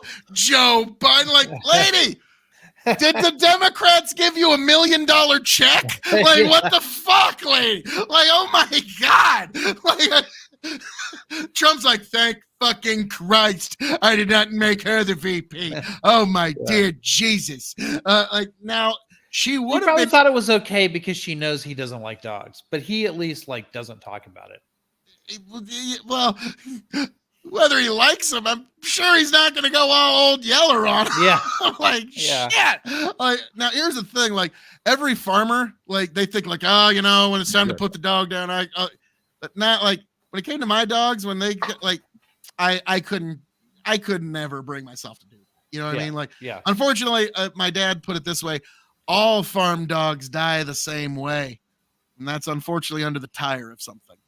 Like every farm dog gets run over. My dad's farm dogs all got ran over. All of my dogs got ran over. Yeah. Every farm dog dies the same way. And so that's why I don't have one, because I kind of have sympathy on the fucking species. Okay. Like, yeah, I mean, I've actually, obviously I don't defend Noam or anything on most of what she was talking about. But one thing I did defend her on was the method of death, because everyone was like, oh, how could you shoot him in the face? I'm like, no, that's the most humane way a dog can die. Yeah, that's like, immediate, like snap of a finger. Gone. Yeah. Like, yeah. Yeah. And like that's the thing. Like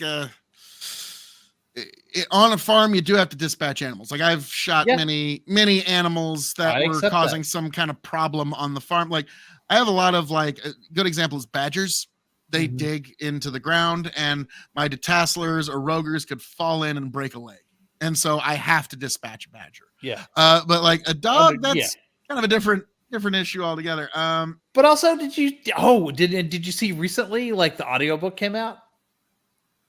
So now we've got. Tell me she read it herself. Yes, she did read it. Oh herself. my fucking god! Yeah. Oh Lord, that is rich. That like fuck. So yeah, That's going in campaign ads for sure.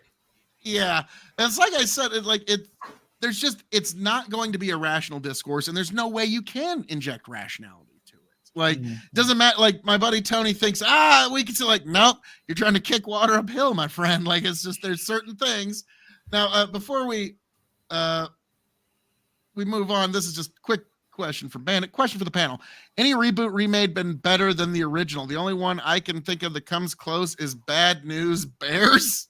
I mean, all right, this is a hot take. Dune. Well, I haven't seen Dune, but I buy that this is probably better than the original Dune. Yeah, but what was that? 2 years. Your hot uh, take? The make you forget. what was that movie that was originally one of the Dukes movies, and then Dukes of Hazzard? no, what was it? It was remade like in the 21st century for sure. It was about the teenage girl who's trying to find like the person who killed her father or something. Yeah. True Grit. True Grit. I Yeah. like the sequel. I like the remake of True Grit better than the original, and I thought the original was great. Okay. I thought the sequel's better. I'm gonna prove that I'm a child of the '90s, but The Wild Wild West, starring Will Smith. Okay. Like I'm sorry, guilty pleasure. I fucking loved that movie. I saw it in the theater when I was a kid with all my buddies, and so I'm sorry. I know the original TV show, an American classic, blah blah blah blah blah. I saw it Nick at Night all the time, but the fucking Will Smith movie was fucking awesome. Okay, I fucking love that shit. It was fucking great. Okay, fair enough. I haven't seen it, so I couldn't say either way. But never seen Wild Wild West with Will Smith. Yeah, it was no, a terrible movie. It was so bad. Still That's probably what made better it than the good. show, but oh. Well, I saw the show like back in the day, but I've never seen. I mean, I watch. I won't say I've seen every episode of the show, but I've watched it when it came on when I was a kid. Yeah, sure. I mean, I'll I thought it was easy cool. peasy it up and just say Planet of the Apes, Casino Royale, The Mummy. Planet of the Apes, I could kind of see. Yeah. Oh no, I'm sorry. That was the most iconic reveal in all cinematic history. You blew it up, you maniacs! Damn you all to hell! Well, I mean, obviously the new one's going to have Fuck it better production value, but I mean, if you take into account like originality, like the original Planet of the Apes was like it took film like where it had never been before. So I got to give it props for that. I can't give up the Judge Dredd because it was a remake. Well, basically they stole the Raid, and the Raid was better than Dredd. So okay. Yeah, I'm sorry. Like the original Stallone, I am the law. Like I think the Supreme Court should open every session with all 9 justices just going, I am the law, and then just say, all right, let's begin our proceedings. Like I actually think it would just be better. Like it just we would. Well, we do have the Magnificent Seven getting remade, so I don't know. I how haven't seen that one yet. Okay, here is a movie that I almost don't want to get remade, but like I would be hopeful. Have you ever seen Seven Samurai? Yeah, isn't that? Yeah, of course. That's technically what the Magnificent Magnificent Seven is. Yeah, Magnificent Seven is this remake of or whatever. They did redo Seven Samurai, didn't they? Yeah, that's what the Magnificent Seven is. No, I'm saying they also redid Seven Samurai as well. Oh, I don't know. Yeah, maybe so. I remember first time I saw Seven Samurai, like it was one of those like AMC 2 in the morning shit. You know what I mean? But I stayed up till 5 in the morning to see the end of that, and like the ending almost brought a tear to my eye. It was such a beautifully done. Isn't Scarface a remake? Yeah, it is a remake. Sort So of. there you go. That's got to be better. Kind of like it's sort of like 1930s gangster meets 1970s cocaine culture. That's sort of what Scarface was. Now, I'll never forget John Mulaney's joke where it's like, I don't understand why people compare. It's like, I love gangster movies. I love great movies like Godfather and Scarface. That's like saying I like lobster and Skittles, because those things are both food. It's like, no, like one's definitely better. Denzel's Magnificent Seven is great, but yeah, I definitely recommend Seven Samurai. Now, gentlemen, it's taken us a minute, but we're finally here. Okay, taking us like that's why I love having you guys on, because the conversations are always fun. But all right, guys, this is gonna be painful for me to admit, but yes, gentlemen, we have indeed learned that a broken watch is indeed right twice a day. The DEA has reclassified marijuana from Schedule 1 to Schedule 3 within our lifetime. Did you ever think you'd live to see the day, gentlemen? I predicted it to you a year ago. Well, if you're just going to throw facts in my face like so much of a thing, like that I figured, like, if I do recall, I was like, yeah, that would be a good re-election Hail Mary. And that's going to be frank. This isn't going to get him 0 votes. It's going to get him more than 0 votes doing this, because like this is especially if Trump falls for the trap and says that he'll. I would never. Well, yeah, if he does that. That'll be a big deal. He's got to, I don't know what he's going to say, because he can't say he supports it. I don't think he has it in him to say that Biden did the right thing. So he's going to have to just not talk about it. I think probably is his best play. But yeah, or he could say, I'll make it Schedule 4. I don't know what he could do, but yeah. Well, I think like tobacco is one of the few things that isn't on the schedule. Right. Like, so like that would be really like, nope, I'm making it just like tobacco. But I don't think Trump's going to try to outflank him from the I want even more weed side. I doubt that. Like, no, because there's too many conservatives who hate weed. Like, there's a reason why his first AG was somebody who was very anti-weed. Like, God, what was his fucking name again? That was Sessions, Jeff Sessions. Yep, Jeff Sessions. Well, I've got a lot of things to say about all this, because Sessions wanted to, and Trump supported this at the time. He wanted to undo all of the Obama relaxation stuff, right? So Obama was the one who said don't enforce in states that have legalized. So no more federal enforcement in states that have legalized. Sessions undid that and started, rebooted that enforcement. And Trump defended it multiple times. Well, we kind of needed the rescheduling. Yeah. Because otherwise, like, I'm sorry, like, even if you support weed, you all kind of knew it's like, okay, the minute this gets in front of the Supreme Court in any serious manner, they're going to have to be like, okay, guys, the parties are like we have had your fun, but this is clearly a violation of the supremacy clause. Like, it's not even pretending to be anything but a violation of the supremacy clause. And right. So, I mean, yeah, if that had gone to the court, like, Trump would win, right? Because, I mean, the federal law is federal law. Yeah. But now there's some fudge room. Yeah. So I think what happens now is, this is why I think this is such a big deal. It's a big deal for multiple reasons, but one of them is, if you're in a red state and marijuana has like super high like penalties to it because it's a Schedule 1 drug, and if you go in and you look at the wording of those laws, often it says Schedule 1 drug. It doesn't say marijuana. So now that it's a Schedule 3 drug, all of a sudden you've decriminalized pot in a lot of red states. So where you might have gotten 10 years in prison, maybe you just get 6 months. Yep. or maybe you just get probation. Like, so it's they've decriminalized it to a great degree, and It's that's like- good for Republicans too, right? Because that's less government spending on prisons, you know. Well, because let me kind of take you through game theory here, because this is a deeply red state, Nebraska, and the laws are kind of weird mishmash. Like anything under an ounce in Nebraska is $100 fine. Right. Okay? It's very, very lenient, but over that is actually a felony. Okay, Right. and so what that will eventually trigger is somebody is going to have over an ounce.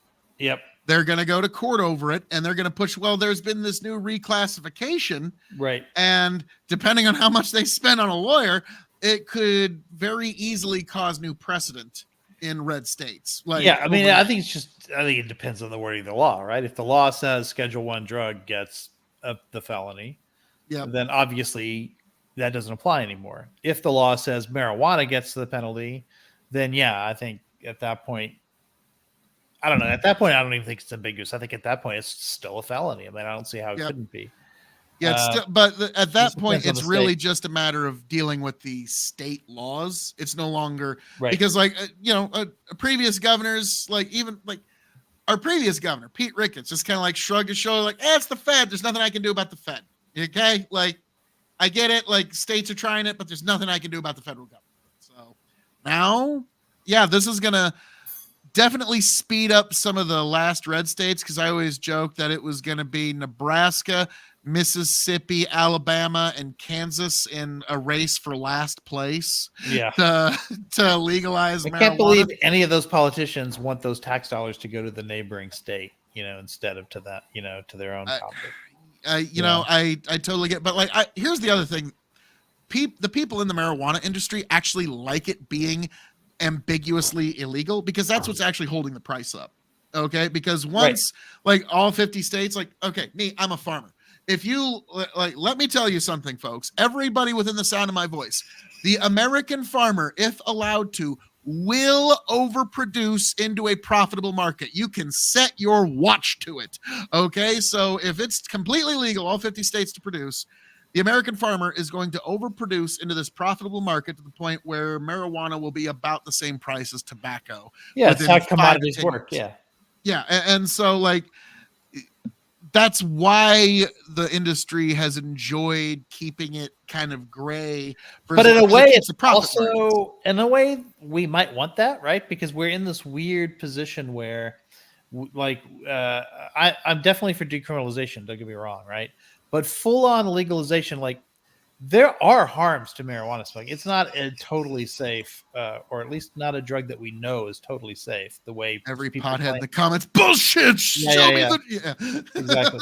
But we have seen it, right? Like in one aspect, and that is if it's a developing brain, if you're under 26 years of age, it stops your brain from developing. It turns it into Swiss cheese. We know that. We've seen the brain scans. Like, that's there. Turned your brain into Swiss cheese? Really? Yeah. It creates That was these. LSD. It creates these like sort of gaps in the brain where you're not getting connectivity. There's actually MRIs where you could like literally see like the spots all over the brain, and so that now once you turn 26, it doesn't do that anymore, because and really probably sometime before 26 it doesn't do that anymore, because your brain's mostly developed at say 23, right, or something like that. So really maybe that would just be an argument for raising the age at which you can do it. And also this is an effect that only happens if you're a heavy user. So if you're a heavy user and you're 25, you're probably fine. If you're a moderate user and you're 20, you're probably fine. Like, you have to be a heavy user and like a teenager or whatever before it starts having these like really profound effects. But still, like, this is something we didn't know just a few years prior to when those MRI studies came out. So I do think that like having it be cheap might be a little bit more risky if suddenly everybody's starting to become a heavy user because it's so inexpensive. So maybe it should be a little bit more expensive to keep that from happening. I mean, I don't know. There's some middle ground somewhere.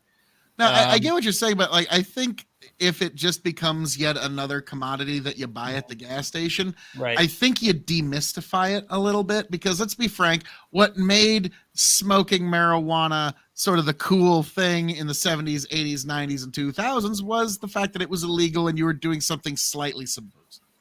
Okay? Like, let's be frank, marijuana in its effects, some people enjoy it, but it's not that overwhelmingly, like, it's not really something to center your life around. It's not like heroin or something. Right? Like, but like, I think because it was seen as sort of like an active subversion is one of the reasons it was so cool, especially like lefty counterculture. Like Rush Limbaugh always used to say, well, you can't legalize marijuana because all marijuana does is create chemically induced Democrats. And I love it. Well, we're about to find out. Lethe, the fucking pain in your face when I quoted Rush Limbaugh there was just like, that was so quote. It was thick. that quote. That was so thick, I could have actually drizzled that on pancakes. Just the pain you had there. Just like, Lethe pain. That was fucking thick, man. But again, we always remember how we always talk about the three legs, the three-legged stool that is the Republican Party. I would argue four-legged now because of the MAGA. One of those legs is libertarians, right? So there are people in the party. It's libertarians, neocons, and evangelicals. Libertarians, neocons, evangelicals, and now MAGA, which is now MAGA's. I would say MAGA's pretty much kicked the neocon stool out, and it's like that's right. That's true. Like so the neocons are now with the Democrats more often than not. Well, there's still more neocons than anybody else in Congress, right? So, which is why that's why Ukraine passed, right? Like neocons are still around. Yeah, it's the pesky voters. The neocons themselves, like neocon voters, a lot of them now are either voting Democrat or they're not voting. Like, I don't know, they're not going to vote for Trump for sure. Like a neocon, getting Liz Cheney. Has no reason to vote for Trump. Like, sure, we have a slim majority, but we all like the neocons have had a bad couple of years. Like, of the three legs, like the libertarians are pulling about the same they're ever pulling. It's not overwhelming, but they're not in danger. The evangelicals, well, they're pretty happy about this marijuana thing. I tell you that.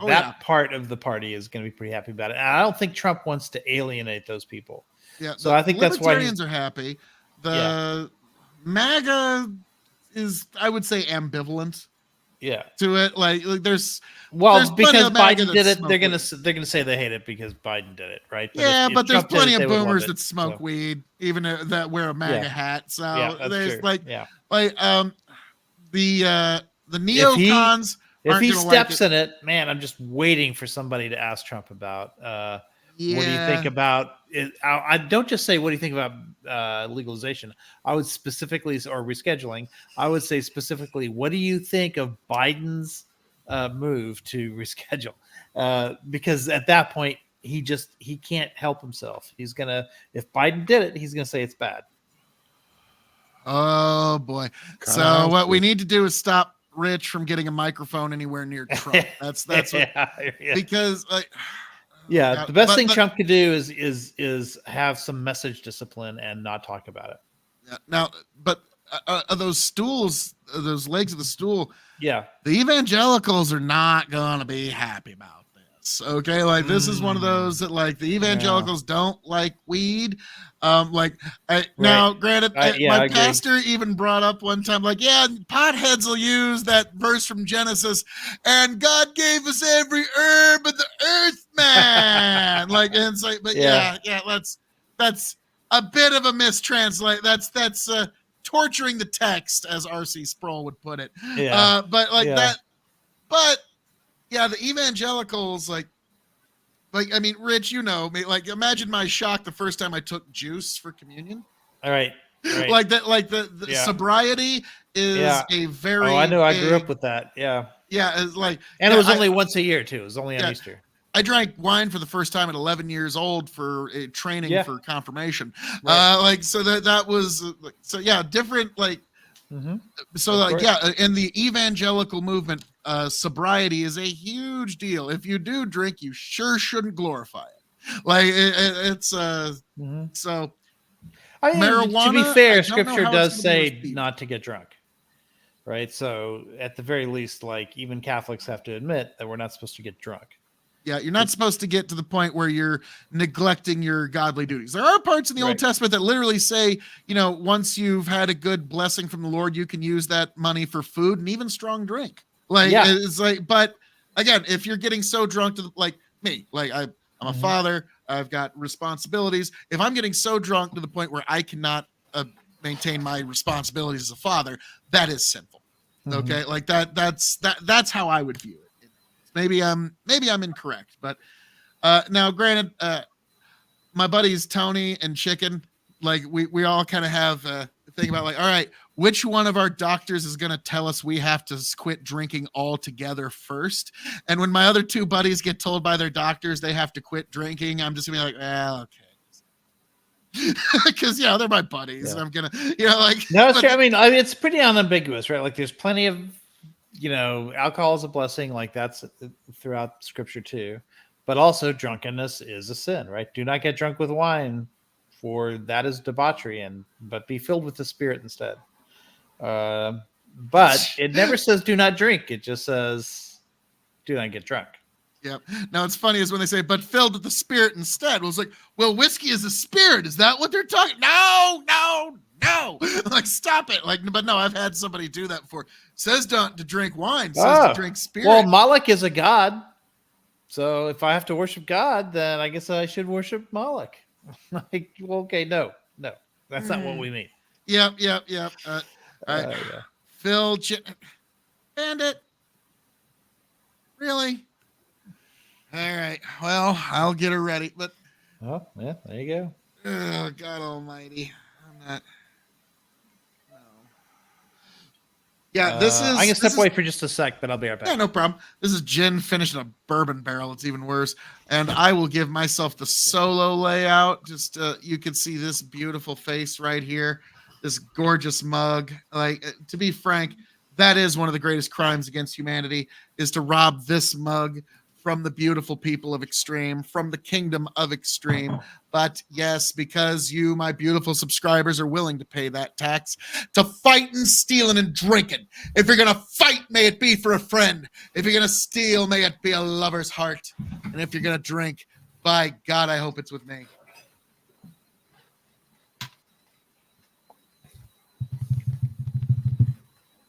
Ooh.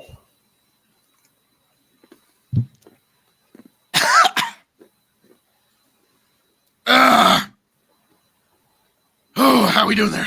That is unenviable. My audience loves me. How to go? My adoring public loves me. All that chat about spirits. Oh yeah, I need a palate cleanser after that. I don't think anything could cleanse that. Yeah. The next day, like, I just kind of feel like just shitty, just like, ugh. Like, I hate gin. I really do. It's my least favorite of all the spirits. My guilty pleasure is cognac, but unfortunately, like, I reviewed a Courvoisier 21 year, and like, it had like 21 views for like a year. So it's like, yeah, it eventually started, like, it had a second life later, but I was joking, like, this cognac has more fucking years on it than viewers. Like, for some reason, YouTube just does not care about cognac, but it You just don't have enough black viewers. You're fucking thinking here. Lethe. Because the Courvoisier is like a hood classic. Now, like, I had never seen a bottle of 21. I never thought I would, but I went to my buddy Chicken's place in South Dakota, and at their Willikers, which is their nice liquor store in the state. Yeah, they have the nice liquor store in South Dakota. They had one bottle of that, and I bought that for myself for my birthday. And my dad and I drank half of it for Christmas, and it was just, like, it just, yeah, excellent. If you ever get a chance to get Courvoisier 21. It's I got a bunch of cognac right here in my bar. I got Deus. I got, let's see, Courvoisier VSOP. It's my boss favorite. Used to love that. And we got Rich back. How are we doing there, Rich? And also the venerable Hennessy XO. That one, like, yeah. So that's my nighttime time to go to bed drink is cognac. But Have we figured out what we should put in the perfect Irish coffee? Whiskey. Okay. Always whiskey. Yeah, it would have to be whiskey. Now Tony and I did, me, Tony, and Chicken actually a couple years ago. But it's a question of the brand. Yes, we did an Irish whiskey tournament where we put 32 Irish whiskeys against each other, and the winner was Tullamore Dew 15 year. Now Tullamore Dew 15 is very hard to get. Tullamore Dew 12 year though is like 90% as good and easily attainable. But if it's anything like anything else I've ever been involved in, whether it be beer or coffee or anything else, you don't waste the good stuff on mixing it with other things, right? So if something is really good, about $80 for a bottle. So it wouldn't be a waste to put it in coffee? No. Well, actually, one of the biggest, there's this bar in San Francisco where they're known for their Irish coffees.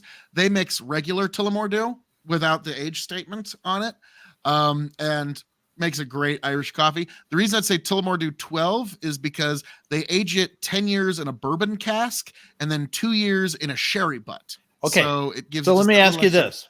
The characteristics that it gets by being aged in that way, would you be masking those characteristics by putting it in coffee and sugar and stuff like that? I think the sweeteners would be enhanced by the sherry. Okay. I think it would actually make, now definitely keep a bottle of regular Thule on hand, which is about $26. It's not an expensive bottle. It's very cheap. But Tullamore Dew 12, it ranges about $60 to $80. Yeah, I told you I'm willing to spend Okay. $100. If you're willing to spend $100, I would go Tullamore Dew 12 year. My next would be a Bushmills of some sort of age statement, but if no age statement, just Bushmills white is really good. Like I'm probably even gonna get, as long as we're doing this, I'm probably also gonna get stuff like for Mother's Day for my mom. I might get like some Baileys or some, I don't know. Okay. What's the coffee tasting liqueur? Yeah, I think Kahlua. Kahlua. Kahlua. Kahlua, yeah. So should I, but We're making a car bomb. do you mix Kahlua with coffee? What's the difference between mixing Kahlua with coffee and like Irish cream with coffee? Kahlua, I think it's really just a matter of alcohol content, because like bourbon cream and Irish cream is all like 15%, where they just take whiskey and add cream to it, and that just, you could just save yourself some time, get yourself a glass of Guinness, put some of that Bailey, some of that Kahlua, and some of that whiskey in a shot glass, and drop that into the beer and call yourself now on a good one. depending on what kind of liquor store you're going to. If you go to one of the This is nicer for my ones, mom, so. this Tastes like chocolate milk. She'll love it. go Okay. to the liqueur section. Mhm. And I last year found Godiva, white chocolate, and milk chocolate. Well, she likes white liqueur. chocolate. Now you might not be able to find Godiva, but there's a German brand that's basically the same thing. That's just amazing. So go to the liqueur section Okay. and look up the white chocolate liqueurs, and your mother will like. It's just palate pleasing. Like you don't even taste ethanol. It's 15% alcohol by volume, but you don't taste ethanol. My answer for the coffee would have been Powers, the 3 swallow single pot still Irish. Ooh, If I got you're that going for Tony's birthday a couple years ago. Powers is usually really good when it comes down to Irish whiskey. Yep. They're actually from the Middleton Distillery, which is where we get Jameson. So, yeah, Powers is a very good choice as well. Jameson, I'm going to be honest, from the Middleton Distillery, I'm either feast or famine. I either love it or hate it, what comes out of that. Like, Okay, there's so no middle ground. So I guess anything that's already coffee flavored, it's kind of like, I probably shouldn't get that, right? Since I'm providing the coffee. Yeah, yeah. So- You're going to change the wanting, flavor of the coffee at that point. you're wanting Yeah. the whiskey that adds the kick to your coffee flavor. Okay. And I think Tullamore Dew 12, because of its bourbon and its sherry casking, is like the bourbon's going to give it a more rich flavor. The sherry casking is going to enhance your sweeteners. And So- what do you call it when you mix coffee with Bailey's? Is there a name for that? But coffee. I don't know. I'm sure there's somebody that's like, dude, that's a fucking coffee swizzler or something like that. Like, how'd you not fucking know that? But yeah, those two seem to go hand in hand. Oh, okay. Yeah. Apparently, it's called an Irish cream coffee. Okay. I would have assumed, just okay, not nearly as much fun. And also, you should look up the. You could pull this off with your coffee maker machine. I'm going to send you a link to the espresso martini. Okay, and it's not bad. There was this really famous actress who she was doing these all night filmings in the 70s, and she goes to this bartender at one of the high end LA bars, and it's early in the morning. She goes, I need something that's gonna wake me up and fuck me up, and so he comes up with the espresso martini. And yeah, it's I got to feel it with your coffee setup. You could probably make one that's like just exceptional. What year was this? I want to say the 70s, but I could be off. So I'm going to say that she was about 40 years off from Four Loko original recipe. Okay, so an Irish cream coffee has Bailey's and Irish whiskey. Okay, so that's doubling up. Yep. Nope, not enough liquor. We need to get some more in here. So it's 3/4 ounce Bailey's Irish cream, 3/4 ounce Irish whiskey, and then 4 ounces of coffee. And then whipped cream on top. Okay. So you're just cheating with the whipped cream. Okay, like that's just cheating. That's like drink duct tape. Sweetened to taste, it says. So what do we call the thing that I just explained earlier now, since we can't call it the thing we used to call it? What did you used to call it? Let me DM you. Okay. Yeah, just put in the private chat off on the side here. It's like, oh no. It's like, Phil, this is a slur. I don't want you to be what? Why couldn't you say that? Because it's technically not the nice thing to say these days. Well, it would offend the one side of the orange or the green flag of the Irish flag, depending on the week. Like I remember you and we talked about the Troubles a little bit because it's a reference to the Troubles a little bit, folks. We'll just leave it at that. Oh man, I remember when terrorism all of a sudden took a swerve. Right? Oh, it's called an Irish slammer now. Oh, okay. Well, Irish slammer. Okay, that's because the folks who were doing that ended up going to the slammer. That works. That's continuity, folks. That's continuity. All right. I would say, So I remember, like after 9/11, all of these conservative Republicans that supported the IRA back in the day shut up real fucking quick. Yeah. They disappeared into the woodwork, Homer Simpson style. It's like, well, yep. Because like me being a young kid coming up, like if you would have told me post 9/11 there was ever a Republican that ever supported the IRA or any of that, like I would have been like, what? What are you talking about? Yeah. After 9/11, like they all got the memo from Bush. Yeah, how about y'all just shut the fuck up? How about y'all? And at that point, every Republican was like, "Sir, yes, sir. Whatever you say." It was especially Steve King, because Steve King was like an outspoken supporter of the IRA and like justified the terrorism and all that stuff. And then after 9/11, talking about the guy from New York or the author? He was the guy who said that Mexicans were crossing the border with calves the size of grapefruit. Remember that? So is he the Congress guy? Yeah, he was in Congress. Yeah. Okay. Yeah, he was from New York. He was safe because of.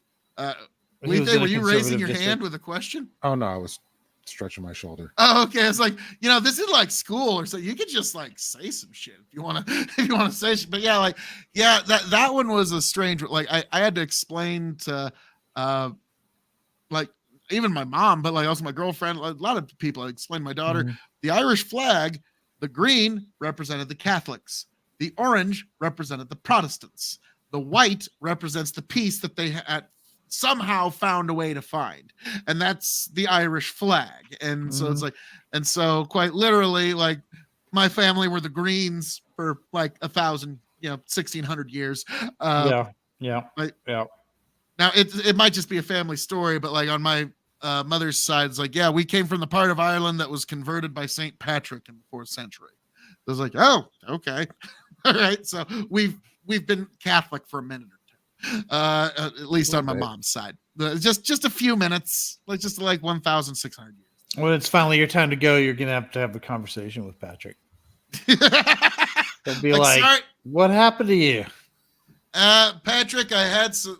There are some very strange directions in life, but the Lord told me this is the church I need to go to. So that's where I was. And he's like, well, good for you, sir.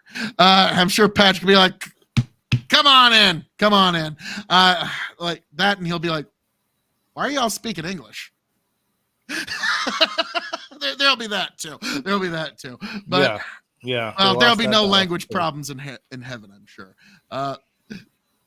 It's like Bill and Ted's Bogus Journey. I mean, God was the one who like made us speak different languages in the first place. Oh, you stop that. Stop that right now, Rick. Me and Lethe have had if a little we're bit having of language problems, we know who to blame. We've had a little bit of a side topic on that, but you know what, Lethe, if you want to, why don't you come by tomorrow night for my Sunday night Bible study, and we'll get into that and all the other Come questions. with some of your favorite verses. I wish I could, but it's Mother's Day, and true. kids' mom's first Mother's Day, so I'm staying with them for the night. Yeah. I'll also be a bit, as you guys know, I'll be a bit indisposed. So I might not go live tomorrow night. It just kind of depends. But next Sunday, you're in for it. Oh, nice. Now I gotta find it now. Tony made a thumbnail for the Bible contradictions answered. Let me find this shit because it's too.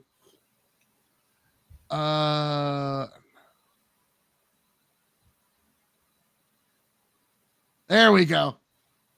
Tony made a thumbnail for Bible contradictions answered, where I got the Ancom guy.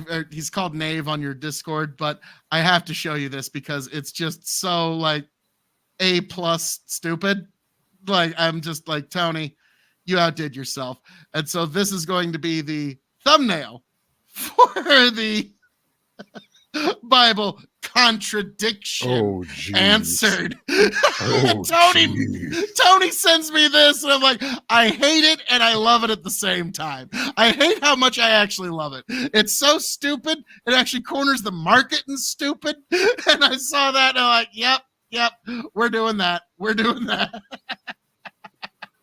So yeah, I do apologize. That's mildly disturbing. Oh, it's stupid as fuck. You kidding me? But it's funny. It's funny to me.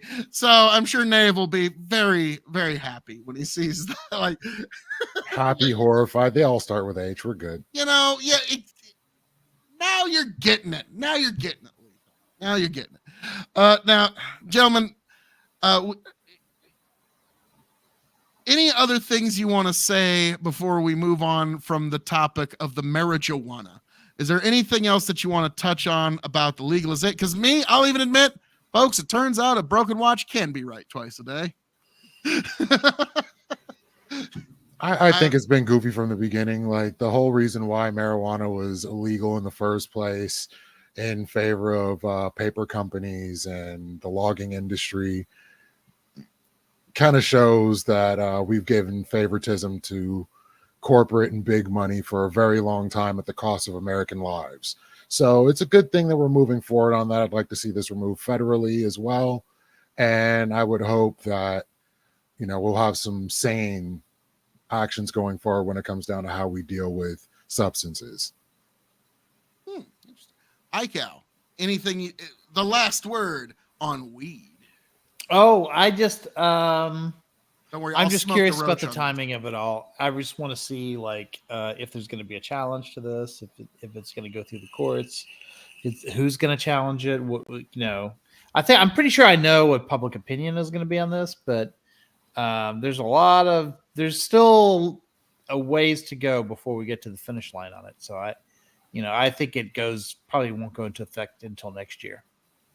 Now, let me grab that. And now I got the roach of this topic. Don't worry, folks. Now, what I will say about the weed topic is that I have to agree. Tony had some interesting analysis on this. He says Biden did the right thing, but he did it too soon. He needed to push this through in like August or September because voters' memories are tragically short. Well, the thing is, he started this microseconds. He started this in 2021. It's just that each step in the process is like very time consuming. Yep. So there's still, even now, there's a 60-day public comment period. That's the next thing we have to get through. So it's going to be a while before it takes place. But he started the process in 2021. So it's not like he could have done it any sooner. I suppose he could have done it later. Yeah, that's what Tony was saying. Try and do it as close to election. So because the American voters, I think, it's a coin toss whether or not it was even going to be able to happen this year, because you really can't control the timing, right? And like once you get the ball rolling, the agencies do what they're going to do. First of all, he had to get all the right people in place, and then he had to get them all confirmed by the Senate.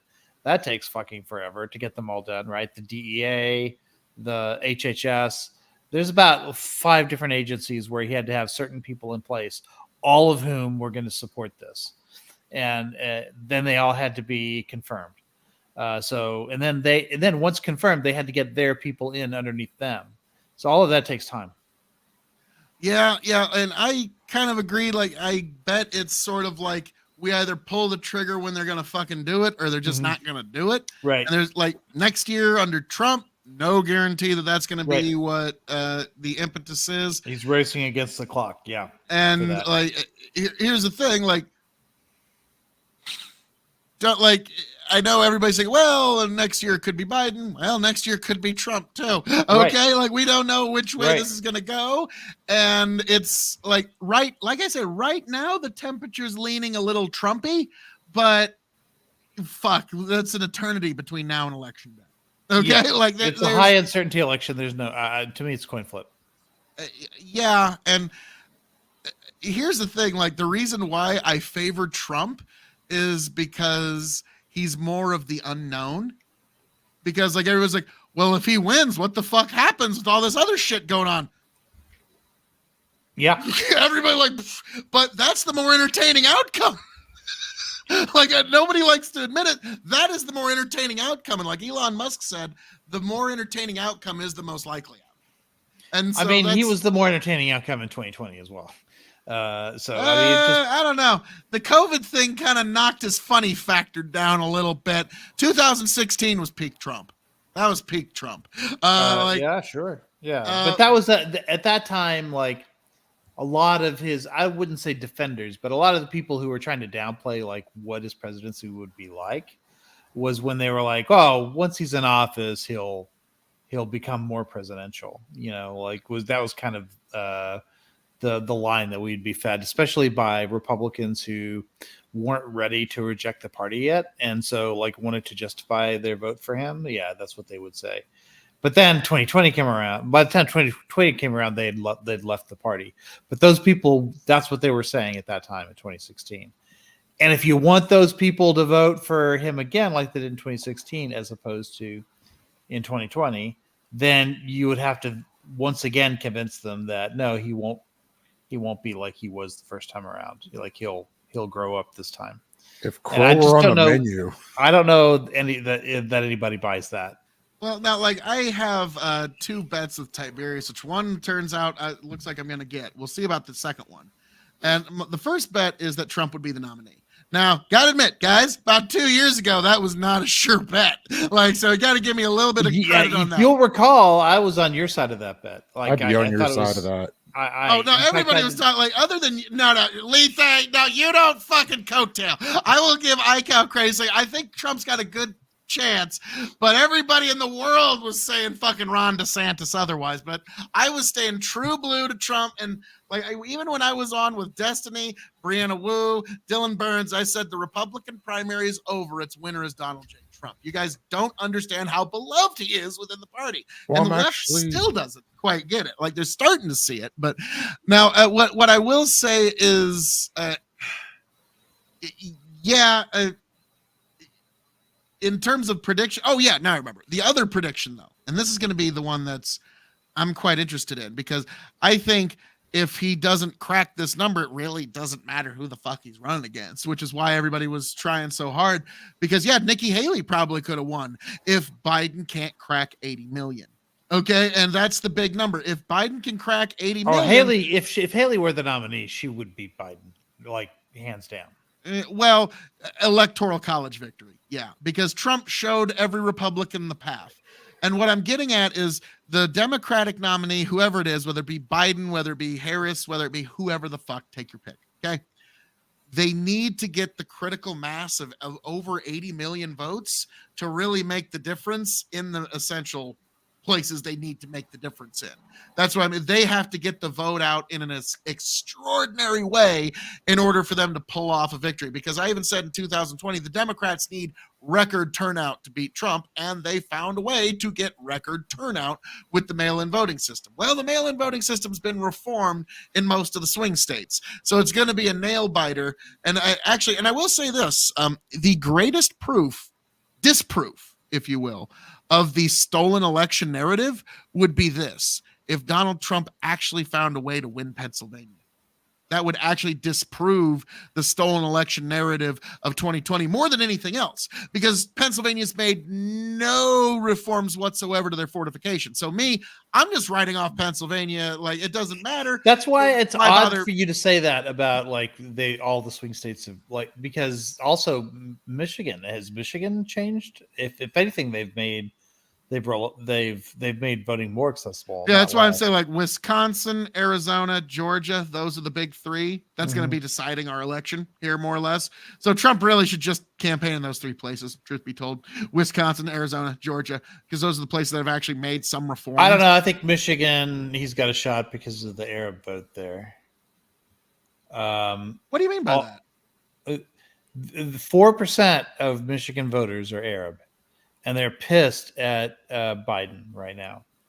And these are people who voted for Biden, but they think he's too pro-Israel. And now they're just going to sit this one out. I was about to say, are they thinking Trump's going to be less pro-Israel? It's weird, but some of them do. Some of them actually would rather Trump be president for whatever reason, because they want to send a message and they think that's more important. And they think there's really no difference between Biden and Trump anyway when it comes to Israel. And so it wouldn't matter to them if Trump wins because of this, because of them staying home or even outright voting for Trump. Yeah. So Trump could, but it's weird because it's not like Trump can go in there and start being pro Palestinians or whatever. Like, he's not going to do that. So I don't know how he like really cracks that open, but it is true that a lot of that support that within that 4% of the state, let's say just 1%, let's say a quarter of them don't show up. That's 1 point, and 1 point in Michigan makes a big difference. Now, I will say this to the Democrats and to the anybody on the far left or anybody that's got a problem with this Palestine-Israel issue on the left. I will say, if you're someone that was potentially thinking of voting for Joe Biden, what you can do is really send a message to the Democrats and all leftists, and instead of voting Joe Biden, write in #ceasefire on your ballot and really show the Democrats that's what they you did. mean business. Okay. I mean, hey, you get to say you voted for what you stand for instead of compromising. And like I forget who said the quote, but I would rather vote for what I want and not get it than vote for what I don't want and end up getting it. And the Democrats learned that with Joe Biden. And it would be interesting to see if they're even because maybe there will be a ceasefire by November, because that's still a long ways away. And if there is a ceasefire at that point, I don't know what they'll do. They still don't want to give Biden any credit for that, so they'll move the goalposts and say, well, he should do this other thing. I mean, they'll have some new demand or whatever. But there is a group of Arabs really around the world. I mean, around the country, but especially in Michigan, because it's a swing state and because they're such a big percentage of the population there, to where it can move the needle there. Wow. All politics is local, folks. And for the record, Phil, I didn't believe DeSantis should have ran. I think he should have waited till 2028 and he would have had a great shot. Yeah. Just my opinion. No, He should have just let correct. Trump have it. Yeah, but like so many of the establishment people just couldn't. But if you abide are going to Trump. go for it, then you need to go for it. You can't do this halfway bullshit. The only person who did it authentically was Chris Christie. He was just like, no, fuck it. I'm gonna go hard against Trump. Like, you know. And he still never really stood he a did. snowball's chance. He went knew down he on his wouldn't sword. win. I'll give him that. He went, knew he wouldn't win when he made the decision, right? But he had a better shot at winning doing it that way than by doing it the pussy way, right? Which is what everybody else did. Yeah, that like, God, this is going to be a nail biter, and like the Biden administration's trying to get some of these charges through. We'll see what actually happens with any of them, because now like some court cases are getting delayed indefinitely. We've got like we don't really know. What's I don't gonna think happen. we're going to see any cases except for the one that he's in now. I think that's the only case we're going to see this year. I think the rest is going to be after the election. Yeah, they delayed one indefinitely. I'm shocked that the one is going through. Honestly, like I Now- thought they would all get pushed beyond the. I was not very optimistic about any of that. I'll never forget. It was a comedy article that I read years ago, and it was about Silvio Berlusconi, and it was just like some of his greatest hits, and just like how funny this guy's administration really was, and how it was over the top. Like, and so it turns out he won prime minister of Italy, and he was under investigation at the time, and he had to ask if he should continue to keep investigating himself. Hint: the Right. answer was no. Yeah. It's like, yeah, Of course. that's like it's so there's gonna be. Did some you hear of what that, happened? but then Was there's it the Georgia thing? It's like, Today or yesterday or whatever, they found that he took a tax write-off for one of his buildings for $100 million twice. He took that same write-off twice in the same year. So now he's got to pay another $100 million back to the IRS. now like the funny Which, of thing course, is, with like, anybody he's got else, the money now. Like he's actually a pretty rich motherfucker now because of some of his recent moves. Because like when he said like, "Where are you gonna pay it in? Cash." What? Like I know Bill Gates is rich. I don't think he could get you $128 million cash if you gave that motherfucker all week. Well, he might got be it. able if he gave it all month, but not all week. he got a bond. I mean, he got a bond from someone who's fronting the cash for him. And if you read the contract or whatever, it's not clear that they would actually pay it if it came due. It's So like, you got anybody willing to bond you $100 million? That's a good friend, motherfucker. it was more than 100 mil. That was like Yeah, it's like 100. 100 and some. Yeah, but you know what now, I mean? Like, right? But now he's got to pay $100 million back to the IRS because he did that double deduction thing, and of course that's a crime too. So I don't know if they're going to prosecute him for that one, but I'm sure they'll try. But well, again, like I'll all put it's this going to way, do if is they increase his don't- polling numbers at this point. if they so. don't, the question will be, why is Hunter Biden being prosecuted and not Trump for underpaying his taxes, right? So I think that's I don't know, but to me the big deal is just the 100 million. Like every time this pops up, that's another, $100 million here, $100 million there. Pretty soon it starts adding up to real money, Oh yeah, 100 million here, 100 million. Yeah. Eventually. it might. It's no, not like that much individually, but as those 100 mils start stacking up, I'll never forget. Like I'm gonna find it. It was a great Babylon Bee.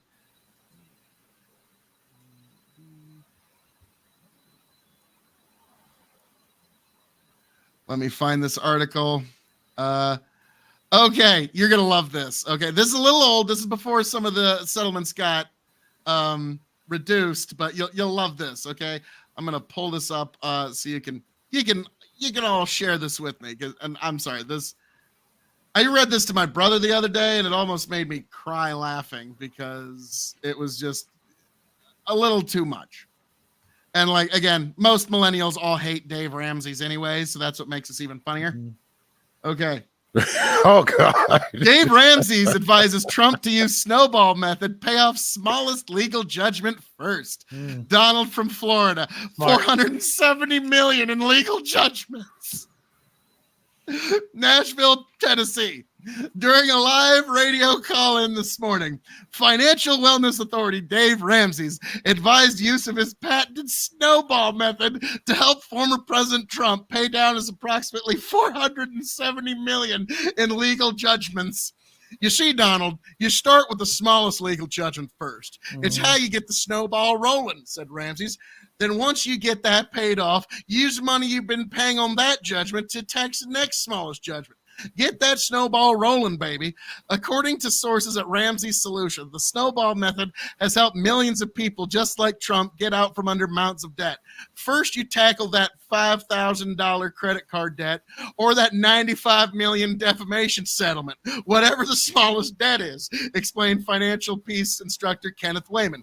It's all about building momentum. So that snowball of debt payment grows as it rolls downhill. Everyone's tempted to go for the $355 million fraud settlement first, but you got to be disciplined. You got to get that $95 million settlement paid off first. Then, whoa, watch your debt payment snowball. Trump reportedly decided to call the Dave Ramsey show after he failed to raise $400 million with his newest line of NFT collectibles. It's okay. I'll call Dave. Dave is tremendous. Really have you big seen league. the shoes? Have you seen the shoes? Oh, the shoes were great. I loved it. Especially when somebody found it on Alibaba, like it's the exact shoes that were on Alibaba for like $10. It's just that he just puts the Trump logo on it. Yeah, it's hilarious. Now, I'll be honest. Like I was tempted to pick up a pair of Trump kicks. No. Like it was tempting because like So it's like $400. Yeah, that was what was what stopped me from pulling the trigger on that because life is what. But it you is, can get the Alibaba version for like $10, and it'll look the same. It is the same. He buys them from Alibaba and then like puts a flag on it or some shit. I don't know. I'm just saying, Trump's debts could really, be handled by him. For him to stop spending so much money on Diet Coke. That would really, set him forward. Yeah. That Starbucks and avocado toast. Got to cut back exactly. on that. But you'll love these last two articles. Trump reportedly decided to call the Dave Ramsey show after he failed to raise the $4 million. That's okay, Dave. He's tremendous. As Trump said, he dialed. Hello? Yes, Dave. It's Donald again. So I'm a 77-year-old and have $470 million of legal debt. Yes, I've got a job, tremendous benefits, but it doesn't start until next January. What do you say to your favorite president? At publishing time, Trump had reportedly hung up on Ramsey after Ramsey yelled, "Sell the stupid plane!" Yeah. So like that. When I read that the first time, I was crying, fucking laughing. No, Donald, you got to tackle those smaller settlements first. I think he might be. I mean, it's hard to say which one's more worrisome, but I would say he's got to be a lot worried. And I don't quite understand how documents case should be the worst. No. I think it's all the civil cases. Like I think he's just bleeding money. And I think that's bothering him because at least he has a plan for the federal, like the documents case. If he becomes president, he can just like pardon himself, or he can just put a sycophant in the DOJ and have him drop everything. But I say it like it's easy. It won't be easy, but he's got a plan for that. But he doesn't have a plan for how to pay off all that hundreds of millions of dollars. Like, I don't know. And those keep coming in. Like this tax thing, that was just yesterday. So this $100 million just popped up out of nowhere. So Yeah, like I sent you guys the article the other day that like now he's richer than George Soros. Like he's somehow found a way to leverage this in his last few ventures to actually make some actual cash on this. Yeah, I mean, did you hear the thing about he's made a deal with Big Oil that if they can provide $1 billion to his campaign, he'll give them whatever regulations he wants. Like he expressly said that he would do that. Crazy talk. Yeah. He needs to learn to be just a little bit quieter about that shit. But talking crazy. Yeah, it's the stuff that he says out loud is just wild. I'm sorry, like Republicans are just they're gonna eat that shit up. I'm sorry, guys. Well, Like, I yeah, don't of know what- course. No, I know that. I don't know. I know that. Yeah. Like it's the This weirdest thing. Like, yeah, American politics is fucking crazy in 2024. But Even I'll admit independents it. aren't a fan of that kind of behavior, though, is the thing. What's that? So, like, independents are not a big fan of that behavior. So he, like, for the sake of his own campaign, he needs to like do that shit like behind the scenes. But yeah, We'll see because like the independents are not exactly on fire for Biden. but that's my point. That's my point. So Yeah, why is he needs to pick squandering those up. something that he would? Yeah. Why? Like, if they're like, Like oil's his skeptical of base. Biden If you don't shore up your base, you ain't got a movement behind you. So of course he's got to shore that up, and that's also a good reserve of cash, and that's what he's needing, yeah. and he's finding it. So he wants like- to do it by attacking EVs, which makes me wonder what Elon's going to do now. interesting because Yeah. Elon's the battery guy. Like all Right. Tesla is the battery play. Yeah. We will see. We will see because And like if and then Trump there's wants to kill batteries in the EV in the U.S., then I don't know how kindly Elon's going to take to that. So the thing is, it used to be that like fossil fuels was the only game in town when it came to lobbyists with money, right? But it's getting to the point where that's not the case anymore, right? Like there are a lot of billionaires who make their billions for things other than oil now, and Elon's one of them. So now you've got multiple forces tugging on the strings in politics. It's not just one side anymore. yeah, but like if Trump had to choose between the oil industry or Elon, Oh, I he's gonna agree. choose the oil industry. I Like, agree. it's just- Right. So then you have to ask, what's Elon going to do? I doubt he's gonna like get behind Biden. No, he's not going to get behind Biden, but he might just decide that Trump isn't his friend. Like RFK Jr. No, Jesus. well, I think the brainworm did him in. Yeah, that's like I was gonna mention that. Like, dude, the Yeah. brainworm thing. Yeah. Like I'm sorry. Like, like I like RFK. All right, like Tony saw like RFK Jr. was the first Democrat I have ever given even a nod. He was my number 2 pick, and this is the first time a Democrat's ever been in my top 10 in my entire life. And he had brainworms. Well, Funny how that yeah. works out. Then this comes. Well, it's kind of like the Okay, dog. literally a thing. worm that eats your brain. Like he even said out loud It that ate a a little worm bit. ate his brain. Yeah, that's so- one of those like. Yeah. Boy, there had to be a better way to say that. Like there had to be a better. Nope, just coming out like that. But yeah, so he had it, but now the question is, he's gonna stay in. Okay, He's gonna stay in, yeah. His But pride is the only not going to allow him question to. is, who's he going to pull from more? That is my question to you, because let's be frank. Like the Well, thing you can already tell that Trump is worried about him because Trump has been attacking him hard because he's seen the numbers.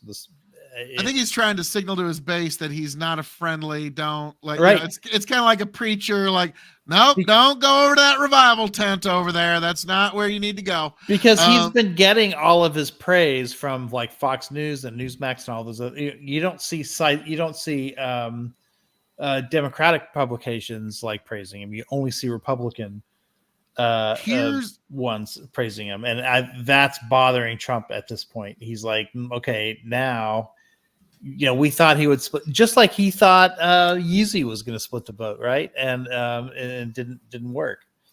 And I think the same thing is happening. People see the tactic; they see it every election now. There is always somebody who runs that tries to take votes from the left. But then they end up getting so much praise from the right because they're trying to do this 3D chess stuff that people on the right end up liking the candidate, and then that backfires. the one thing I would say is like enough of the right, like Trump is so beloved that like his base is gonna be there. Okay, if you're But- an anti-vaxxer, who are you going to vote for? Strangely enough, as weird as it sounds, it's gonna be Trump. I don't. Well, I mean, yeah, I think a lot of them will. It's like, all right, all right. But if you're an anti-vaxxer, some slice of them are going to vote for RFK, and that slice isn't going to be anybody who is ever going to vote for You know Biden. who I've found who says they're going to vote for RFK? The independents that are the swingers, like not the hard right, not the hard left. Like, I just, truth be told, someone's coming to my life. She has voted for the winner of every election her entire fucking life. She's like she's been an incredible gauge. Like it's kind of it's impressive. She voted for Trump, voted for Biden, and then this time she's, because she doesn't like either of them, she's considering voting for RFK Jr. Now she didn't know about the brainworm thing. Yeah, I was going to say, has this news changed her mind? She's not been informed of this yet, so we'll see how this. But like that I find fascinating, that the independents that like really swing the elections kind of gravitate to this guy, which at that point it's, and I think this is part of Trump's calculus, is it's who's got the better base. And also here's the other thing, like this is why I'm just looking at polls. Yeah, this is why I think Democrats should be a little worried, is baby boomer Democrat walks into a voting booth. Okay. And they're not all that informed. Okay. They're just a baby boomer Democrat that showed up on election day. And they walk into the polling booth. They see Joe Biden, Donald Trump, yuck. A Kennedy? Why? There's a fucking Kennedy on this ballot. I think that's where he's actually going to put his baby boomer Democrats. And now we have to have the actual election to see who's going to ultimately be right about all this. But I think there's going to be a bigger number than anybody knows. But we do have polls. And when you give them two named candidates, then it's pretty very close split down the middle. It's like 44 to 46. So with Trump ahead by 2 points. But if you expand it to the top 5 candidates that are running, then it's 39-37 with Biden ahead and 13 points going to Kennedy. Well, like the Democrats and Republicans both have a way they could potentially game it.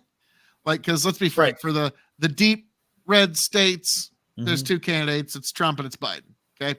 The deep blue states, there's 2 candidates. It's Trump and it's Biden. Kennedy's not a factor there. Okay. If you make him a factor in the swing states, yeah, that is the X factor here.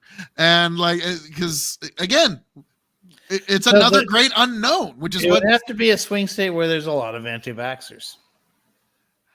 Yeah. And again, but all of this, like you said, was before the brain virus thing.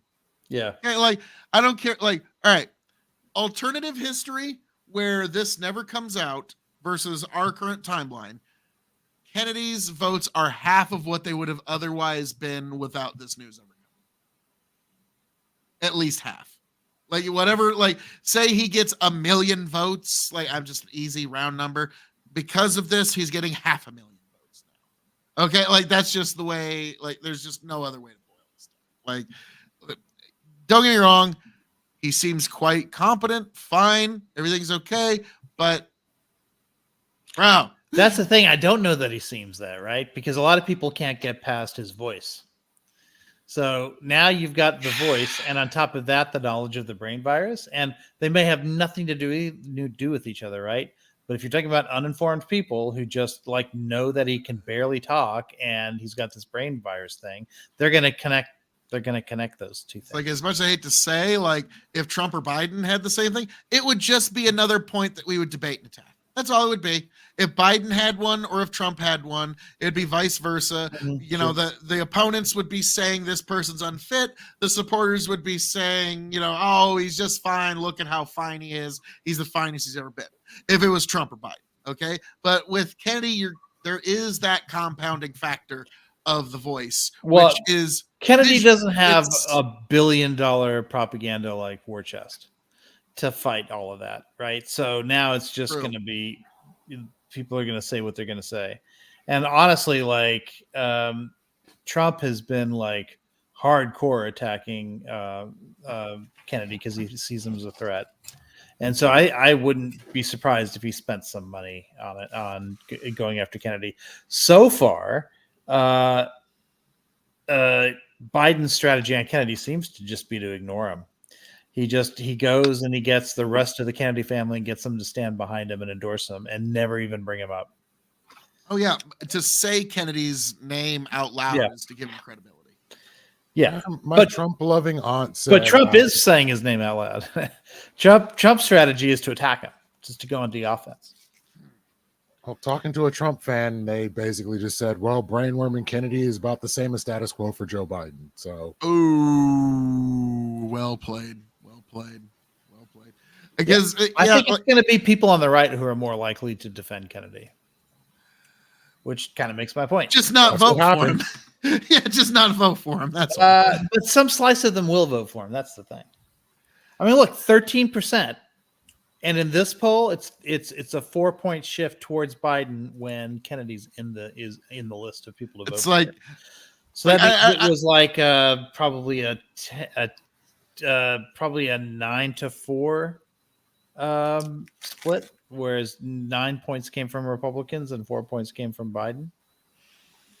Something like that. Now we will ultimately see on election night, because we're both trying to speculate what pools, whether like now when you say who's the anti-vaxxers going to vote for, it's like, as weird as it sounds, Trump. Like, I know that sounds weird, but yeah, they're going but like some slice of them are going to vote for 0.9 to 1, like probably greater than that. Like it probably like. Are there any other anti-vaxxers running third party?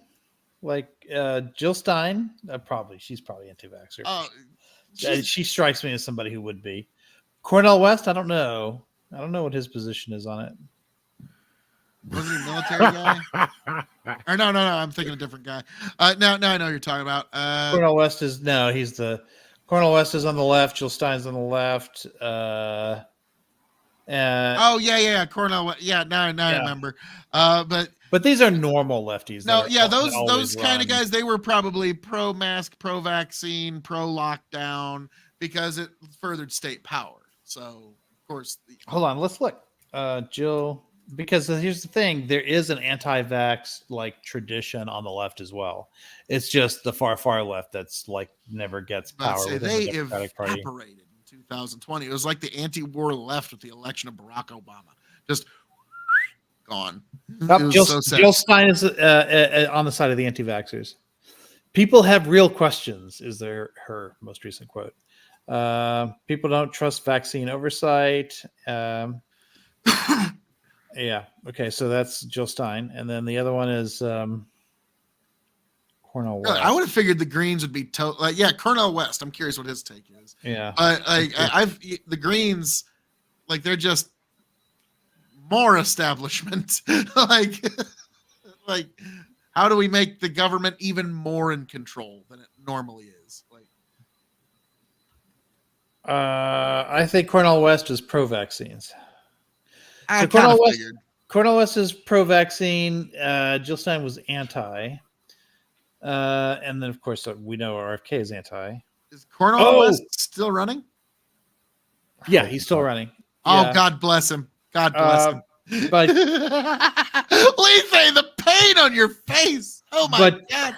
But Trump, strangely, accused Kennedy of being pro-vaccine in his last attack.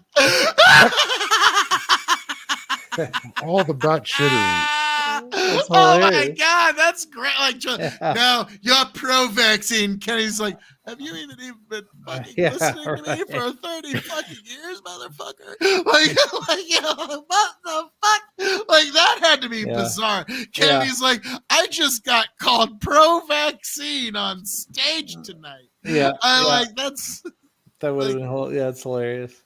But yeah, so Cornel, now is it Cornel West or Colonel? Like, how does he say his name? Cornel West. Cornel. Okay. Dr. Cornel West. Yes, yeah, and I'm like, yes, God bless him. Let him. Like, I hope he runs all the way. But I'm looking at the poll right now, and I hope he when stays in just on the Kennedy, Stein, and West are in the race, then Biden is ahead by 2. When they're not in the race, when it's just a 2-person, when it's just the 2 of them, When it's just Trump and Biden, then Trump is ahead by 2. Those motherfuckers need to get right out. No, I'm those no good sons of bitches need to get out of this. Right. Like I was just saying, they need to get right out of like. No. I like the idea that we do have more than a binary choice in America. Sure. Now, granted, I usually take the stance that third-party votes are actually factually equivalent to taking your vote and flushing it down a toilet. Yeah. Actually, because you cut the power of your vote in half when you vote third party. Well, the thing is, like Trump or Biden, you might not like them. Right. You are getting one of them all the same, folks, whether you fucking like them or not. Unless you think they're like equal in your eyes in terms of how bad they are or whatever, which it amazes me that anybody thinks that. Right. But I'm just saying that it doesn't matter, right? Throwing your vote away doesn't matter because either way you're getting the same. If you believe in the uniparty theory, which it amazes me that in 2024, anybody thinks Trump and Biden are the same. But there are people who do think that. Now, I'll be honest, like, despite saying that, there was a time in the presidential election where I voted for someone who was not officially on the ticket. In 2008, I checked other and wrote in Ron Paul because I could not bring myself to vote for John McCain. John, I never saw war. I didn't like McCain. I could not give that man executive power, knowing just what he, like, could you imagine how very different the 21st century would look with 8 years of John McCain in power? Like, it would have, like, the Middle East would just have, like, yeah, I shudder to think. And so I could not sign on to that. And so I wrote in Ron Paul. So I get following your conscience. And it's like I always say, I'd rather vote for what I want and not get it than vote for what I don't want and end up getting it. And so I've done it before, but largely, it's a waste of your vote, unfortunately. Yeah, that's the conversation I want you to debate Gibbs on, because that's where there's daylight between you, because he's a neocon. So you're both very conservative, and you both have like very aggressive debating styles, and also like you both don't take things personally, like when you disagree, like in a heated debate or whatever. So like it's not like, I don't think at the end of the day you still would like each other. Oh, so he's a hardcore neocon pro-war type. Yeah, he's very much so. Yeah. He wants to hand, in his words, he wants to hand out the weapons. Good. Yeah. What could go wrong there? Yeah. Well, what I always say is, like, you don't have the right to tell people that they have to live in a war zone. Yeah. Like that. Like whenever on that for sure. Yeah. Like that's.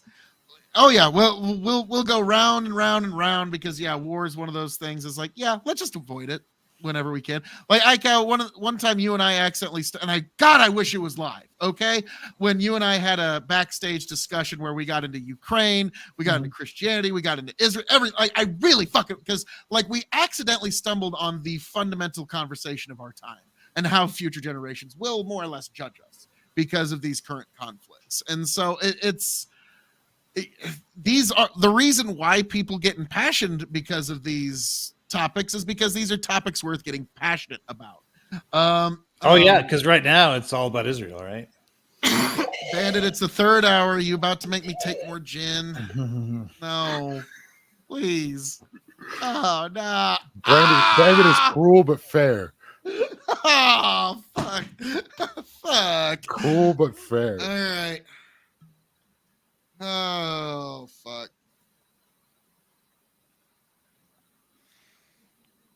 All right. What is your opinion on Israel? That's what I want to know. As long as you don't ask mine. My opinion on Israel. Yeah, smart man. No, I'll get to that here in a second. All right. You might be closer to Biden than to Trump on that one. To gin, peace, and titties. May we not have any gin, less gin, more peace, more titties. God bless.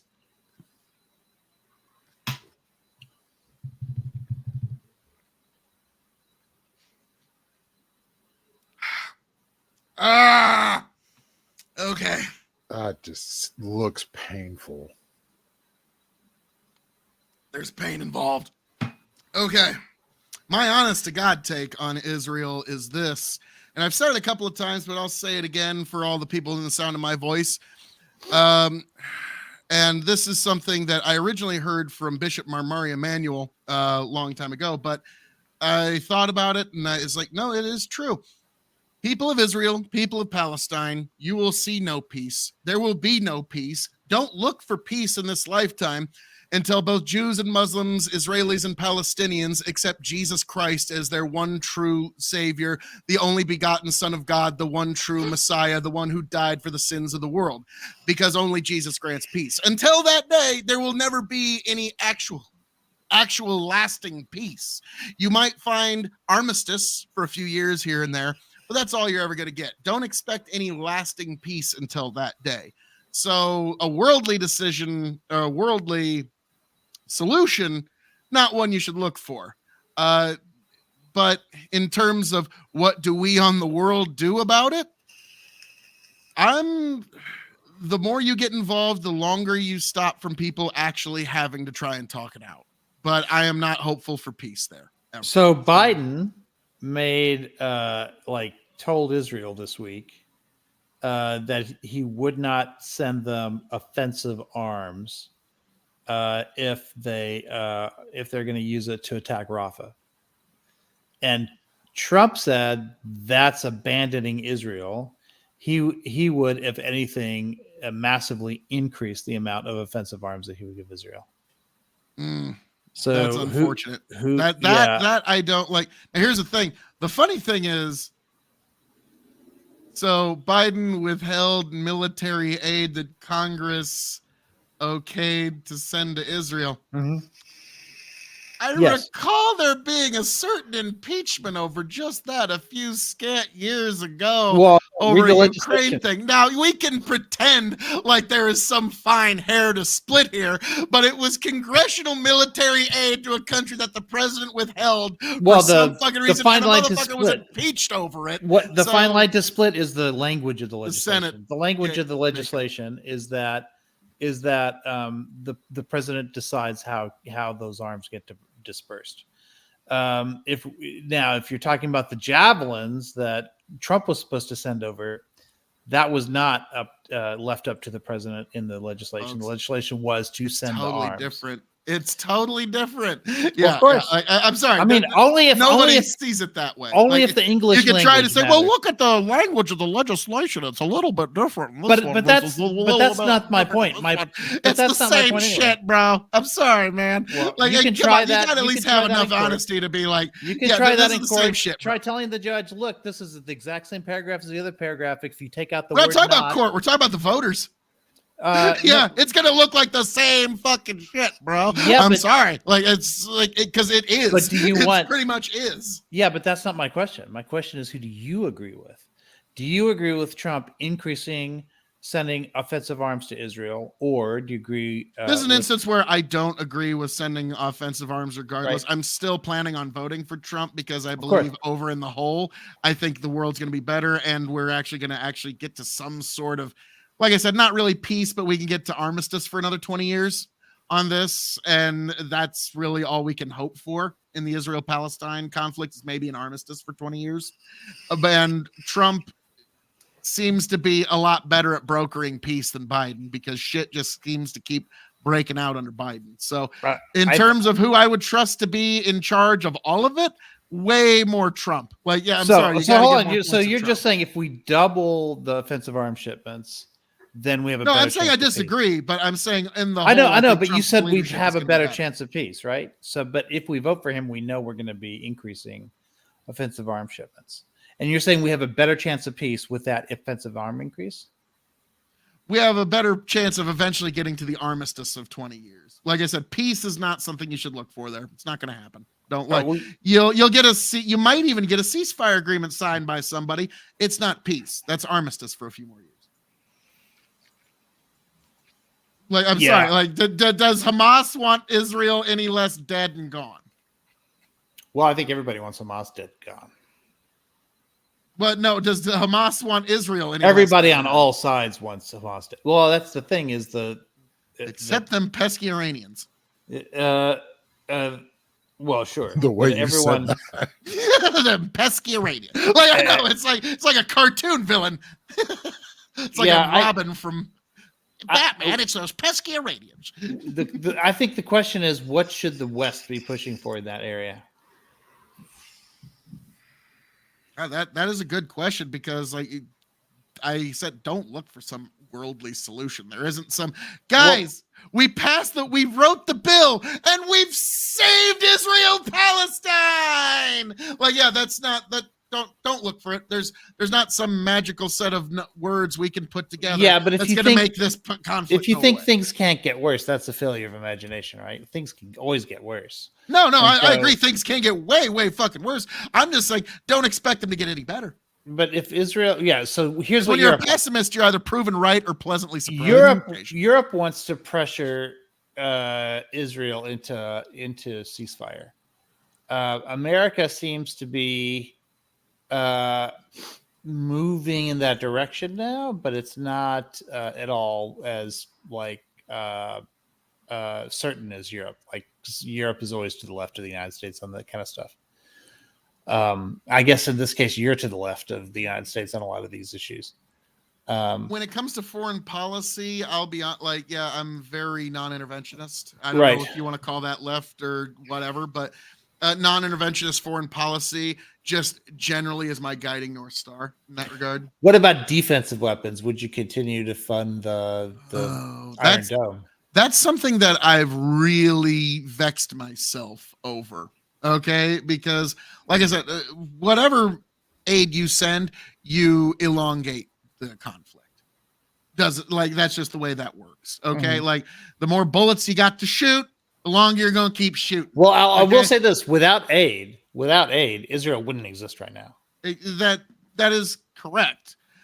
It would be. It would not be on the map. I actually have some family that lived in Israel for a few years and still goes back and visits all the time.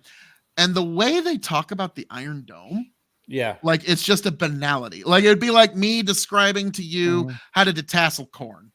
Okay, like it's just like, yeah, you get there and you do like this. Like, it would just be like a banality. And then, yeah, once in a while there's some shrapnel that falls in your yard, but no, because the Iron Dome it keeps us pretty safe. And it's fascinating to listen to them talk like this. And so I don't know what the right answer is to this because October 7th was a very rude awakening, right? Because Iron Dome failed, and they came in on kites basically, or whatever the fuck, parasailing, or like that. I don't know. Like, well, those also like 3,000 missiles got shot off all at once, and that overwhelmed the Iron Dome. They couldn't shoot down every rocket like they normally do. And so there was this window of time where there was nothing left and they could just go in and do what they wanted. And that was a failure of the Iron Dome. I'm not blaming the Iron Dome. I mean, this was a specific strategy. I mean, it's a defensive capability. So it's one of those it's like I've thought about it a lot. Like they are a treated ally. So I understand it can be a little cleaner in some regards for defensive weapons. But like it's still like when you hear defensive weapon, like don't get me wrong, like every weapon, like it or not, can do the bad thing to the other person. Like oh, sure, but I don't think the Iron Dome missiles have ever been used in that way. No, it's there's no documentation of them ever being used offensively. Right. And so like the thing is like it's just the fact that they've got these people next door that seem to really, really want them dead. Like just any way they can. And so God, like it's one of those things. Like I shudder. Well, they seem to want each other dead, but yeah. The Iron Dome seems to be sort of equivalent to. I don't know if you've ever done any study of Bushido, but there's the idea of the life-giving sword, where it's a sword that you use and you draw to give others life. Does that make sense at all? Yeah, sure. Yeah. And so, like, this is one that I've thought about a lot in the Iron Dome. Like, I don't like it. I don't prefer it. It seems to be something that our Congress has okayed, and it seems to be something that's literally keeping a majority of the Jewish population of our world alive. Yeah. So it's. But to your point, that's what stops the negotiations, right? Like, well, it's definitely like- the offensive stuff does. Yes. yeah, but the defensive too, right? Because as long as Israel can just shoot down every missile that comes its way, we're talking about Yeah, but that's a good October thing. 7th here. That's a good thing that the missile Right. gets shot down because it's somebody else initiating the use of force. Well, it's I guess like if that- you were going to go by pure NAP, It's like that Star Trek theory, episode. Where non-negotiation, non-aggression principle. Israel's not the initiator of the use of force. do you remember in that Star Trek episode where there was a war that was going on for centuries, and because it was a painless war, because like they would just say Yeah, instead they of just sending regenerated. no, instead of sending actual missiles to the enemy, they would just send them a math equation that says this is how many people would have died, and then that side like voluntarily euthanizes that many people, and that they would fight the war that way, so that yeah, like it was still a war and people still That's died. foul. Yeah. That's kind of fucked up. I know. Yeah, it's fucked up. But so what Kirk does is he goes in there and he destroys the system so that they have to actually fight a real war, like with pain, instead of these painless deaths or whatever. And as a result, they start negotiating for peace, like for the first time in centuries or whatever. I always think of that episode when I think of this because, yeah, like it's fucked up that Hamas has been shooting missiles for decades into Israel, but Israel can just brush it off with the Iron Dome and say, okay, whatever, that's cost of doing business. And therefore they don't have to negotiate for anything, right? But now that Hamas has proven that it can do real damage to Israel, that changes everything, right? And so Yeah, now it's just piles one of might rubble. argue that Israel would have to negotiate if they didn't Well, have. They haven't been negotiating as of late. Well, no, they haven't, but they have Western support. If they didn't have Western support, they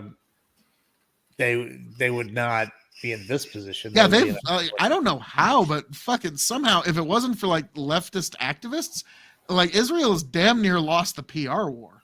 Like I don't even know how they managed to fuck that up. Yeah. But like it's like they've almost Talent. lost the PR war. Well, it's because they're doing fucked up shit. I mean, they're if you look killing at the thousands of numbers, children. Yeah, Yeah. you're It's looking at like damn near it's- 35,000 people dead. It's like you'll Yeah. notice that a lot of the folks on the right that like a couple months ago, like Israel, go Israel, like I haven't heard much of a peep out of them lately, have you? yeah, it's tough. It's like Israel is hard to defend, and at the same time, like I wouldn't equate them with Hamas. Like there is a difference. Now let me ask you but- something here. Like when you said that Israel wouldn't exist without aid, Yeah. Alesto, one of the great super fans of Twitch, KOE Nation Twitch, he asked, without aid, Ukraine wouldn't exist right now. Which Yeah, that's at my this point. is That's my point. kind of true. It's- Yeah, I'm making the connection between your arguments in Ukraine and what's happening in Israel right now. It's an existential crisis for both of them. Although in the case of Israel, it's been this way for a fucking long time. Like probably say since the 6-Day War, they wouldn't have existed if not for the West, like defending them and giving Yeah. them. Whereas with Ukraine, we're just talking about the last couple of years.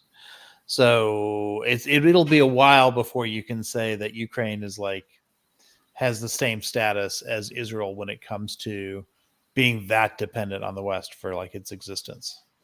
Now, like I sent you guys this a little while ago. Tony made this meme, and it was the political compass, and it was the two flags of who they support, and it was on the authoritarian left, they support Israel and Ukraine. On the libertarian left, Palestine and Ukraine. On the authoritarian right, it's Israel and Russia. And then on the libertarian right, Boeing, Raytheon, Lockheed Martin. It's like, who does each person support? But I've noticed there's kind of this weird, depending on your political swing, you're gonna wait a minute. I got Grow the Farm Up goes. So 3 guys walk into a live stream arguing about Israel until 4 a.m. and they started at 10 p.m. LOL. Grow the Farm Up. I resemble it. True. And Bushido. No, that's Bushido. And Steven Seagal's martial art is Aikido.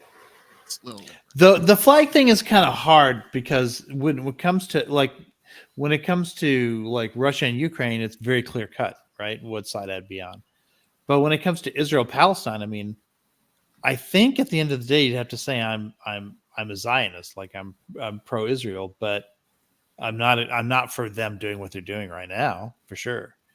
And I'm like, there's a third solution. Kingdom of Well, Jerusalem, anyone? Well, there we could launch a crusade, but that would be against your peace rhetoric. So I don't think we can do that to convert them. Dang it. What if we make everyone agree to only use swords? No. Yeah, but I would say probably I just, to me, this two-state solution is the obvious answer, which means Israel and Palestine both have a right to exist, and we're just gonna have to figure out like how the territories go. But so which flag would you assign to me on that political chart then? Because I don't think either that side sounds like a Palestine. Yeah, like, sort of, but Palestine doesn't want a two-state solution. Hamas, they pretty much reject anything that's not just Israel being off the map. Right, but Israel also isn't proposing a two-state solution right now. They seem to be kind of don't need to though. They own all the territory. Well, that's just it. So what's the end game? Unfortunately, kind of what they're doing now. The final solution. Pushing everybody out. Trying to get them out into Egypt or wherever the fuck. Like that seems to be. That's I ironic, don't like it. I don't like it. There's some irony there. Right? That they have a final solution to this problem. I'm not going to put it that way, but there is definitely a wider lesson that I feel like some people are not exactly getting. I feel like some folks are the irony is lost on some folks. I'll put it that way. Okay, like I'm not going to go as far as you did, but I do understand the I mean, it's rough. It's rough. Now, let me ask you something. If you were like, let's say, Eichau or Lethe, or whatever, one of you is fucking prime minister of Israel. Okay, just don't ask how. It was a really weird fucking. I would resign instantly. It was a weird New Year's Eve. You're like, okay, so, but like, all right, that's not an option here. I need you to kind of play along with the hypothetical. Okay. So you are the prime minister of Israel today. As of like in 10 minutes, you assume you are now the prime minister. What the fuck do you do? I bring back the Labor Party. I resume negotiations. We start with a ceasefire. And yeah, I mean, seems like a pretty unilateral withdrawal from the Israel side. Well, it would have to be unilateral because there's no occupation of Israel by Palestine. Yeah, but you understand there's no withdrawal for them to make, right? For your own side, this is going to be tremendously unpopular because it's seen like you're just it's not that unpopular. Like right now, no, I think that the Israeli. I'm not saying right or wrong here. I'm saying politically. If they were to hold an election right now, I don't think Bibi would win. In fact, they're protesting like outside of their legislative buildings right now, demanding that he be taken out of office. So I don't think they want to bomb Rafah either. I just don't think the Israeli people. He won't do an election. There's no way he'll call for an election now. But if he were to, he would lose instantly. So I think there's room for somebody besides the Likud party to take over here. And the reason why I'm still pro-Israel, the reason I would call myself a Zionist is because there are other parties in Israel that are far more reasonable on a lot of this stuff. And keep in mind, the reason why the conservatives are in power in Israel right now anyway was because a far-right militant assassinated Rabin. Interesting. Now, Grow the Farmer asked this question. And the right took over and hasn't let go of power since. And I'll get back to your. I'm curious about your answer to the hypothetical too, Lethe. But I'm curious your answers. If you're given the chance, would any of you volunteer to take up arms to defend Israel? Not hypothetical, straight. Like honestly, like I'm not going to defend foreign soils of any kind, whether it be Ukraine, whether it be Israel. Like no, like it's if trouble comes to my own home, I will try to. Jesus comes back in Bethlehem and asks Christians to come and defend him.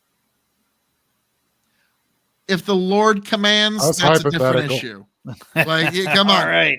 The world Okay. is the world, though. But I'm like, if Jesus himself actually I mean, comes Jesus back, has and commands entered the something, world before. I'm gonna. right? Yeah, but when he comes back, I don't think we're sticking around all that long. What if Jesus Rich. came back on Palestine's I side, think it's gonna considering be kind history? of a. I think it's gonna be kind of a quick thing when he gets back. But like, yeah, to me, it's like I'm not sacrificing myself or any of my children for these foreign soils. They're not worth it. Sorry. Alesto, grow the farm up. The better question is for Ukraine, not Israel. Would they take up arms to defend Ukraine? It would depend on the situation. That's not a no. Interesting. Letha. I would. I definitely would. Huh. I would definitely not. There's not an inch of Ukrainian soil that's worth a single American life. It's not there. Is there an inch of American soil that's worth an American life? That is a different issue entirely. If But we is there? ourselves are, what's there? that? Is there? An inch of American soil that's Yeah. worth American lives. Yeah. To defend ourselves and our own nation. Like, let's say there is no victory without sacrifice. I let's don't say- like it. I would not Right. initiate it. I There don't you go. want it. There is no victories without sacrifice. And here's the thing: is like everyone has a line, but the line is always somewhere, right? So, like, let's say Russia, because there has been rhetoric coming out of Russian state TV that Alaska actually belongs to them. They've actually brought that up. So if they took Alaska, but then promised they don't want anything else, Alaska's it. That's all they want. Is it worth American lives to defend that? Why would you defend a country that hates you? Now, I don't know if you're talking about Why did black Ukraine soldiers fight in the Civil War? for freedom. Now, for America, now if you're talking about like Ukraine, again, this is just politicians that can't get along. So it's like I would never encourage anyone to go give their lives for such a thing, because eventually what's going to happen here, because Israel, Palestine, like here's the thing. Yes, they're both conflicts that involve people killing each other, but sort of like how styles make fights, there's two different conflicts here. Israel, Palestine is an existential philosophical difference that just cannot be reconciled. Israel, Palestine, or Ukraine, Russia, what's eventually going to happen is some folks are going to get together in a room, talk it out, and figure out, hammer out some sort of peace, be that peace ever so base. Okay, I agree. that's all that's going to eventually happen. So let them get there. Just let them, like, whatever that deal is, let whoever waggle their dick in whoever's face, and then just be done with it. But like Ukraine, Well, they like, won't be done with it. I mean, whatever they agree on, yeah, we'll play 20 years Berlin down the Wall road, 2.0, and we'll play it'll be political- right back to fighting again, right? So again, armistice for 20 years. Like Yeah. again, it's preferable from the barrels actually firing. I don't Because think, you can always hold off a conflict. but that's before just starts. it because I think all parties know how temporary all that will be. I think that such a deal would, especially if Ukraine gives up land, what's going to happen is They're at gonna the have end of that deal they join NATO, Probably. so that but it like, can't happen again, but right? yeah, there's just no way that Ukraine doesn't walk away losing some territory here. Like, Yeah, 'cause I agree with that, Russia, yeah. Russia has to, like I said, at the day the invasion happened, Russia's But going to find some spot. They're going to pick Berlin Wall 2.0, and we're going to be playing political hopscotch around this for the next 20 yeah, but I don't. Right, they're going to be playing hopscotch. But I think your initial thing about the borders just not moving, I wish that were the case, because that's international rules-based order. But I think those borders are going to continue to move. But I do think, like, for instance, counteroffensive didn't do much last year. Like my prediction in no. the end was more or less correct, that the borders aren't going to move too terribly much. Like at last year at its peak, they got like, I think, about 17 kilometers. Maybe. Yeah, 18. I think It was- borders are going to move more now because they have their arms funding again, and the F-16s are coming. F-16s are going to make a bigger difference in that. But the F-16s don't mean that they're going to get all of their territory back, is my point. So there is going to be some land that like doesn't get recaptured. I think Ukraine's goal is to negotiate, but from a stronger position than what they were in at the end of that campaign last summer. And so I think they want to have their F-16s. I think they want their new $62 billion in aid. They're getting increasing amounts of aid from, in fact, they're getting, I'd say about 80% of their funding now comes from Europe, not from America, which is interesting. I think they want to accumulate that and make another push and then start negotiations. I think that's their goal. Now, this is Grow the Farm Up. I'm just curious your y'all's thoughts. Russia's going to straighten out some borders, and the Ukraine-Russia war is over. As soon as America has a new president, only small parts of Ukraine will be allowed to join the NATO, EU. Now, let's be frank. If Trump wins, if there's even a NATO, very good chance he wins. Let's be frank. He's very good. Yeah, the Ukraine war is over pretty fucking. Like, he gets inaugurated late January. By fucking Valentine's Day, we might be wrapping this shit up. I'm not as might is the key word. I wouldn't be so sure of that, because increasingly because I think Ukraine sees that possibility as well, and I think Ukraine has been working the European side of the alliance really hard, and especially Poland. Because Poland there's a lot at stake. We know now that Russia, in fact, this is what made Johnson reverse himself on the Ukraine deal, is when he got that briefing from the CIA about Poland. That's Putin's endgame here, is that he wants Lithuania, he wants to connect to his warm water seaport up there, and he wants big chunks of Poland. And those are all members of NATO, right? So if they're convinced that that Trump will abandon NATO, even with Article 5, that he won't honor Article 5, then they'll give it a shot. They'll go into Lithuania, Poland, that kind of stuff. I think if Trump's back in, Putin's happy. He doesn't stop, doesn't go any further. But before we go deeper into that, Mandy goes, Phil, you are so right on Ukraine that you should take a 4th-hour gin. No good son of a biscuit. So, all right. I don't believe in evil, but damn, we're getting close to making me believe it. Yeah, it's getting close. It's getting close. Well, folks, it is with a great chagrin that I take this fucking shot of gin.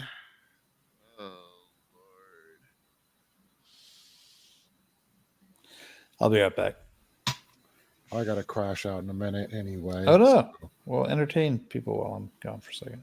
Yeah, well, I was gonna give my whole deal on Oh yeah, give your whole deal. Israel. Yes, if you were Israel's prime minister and stuff.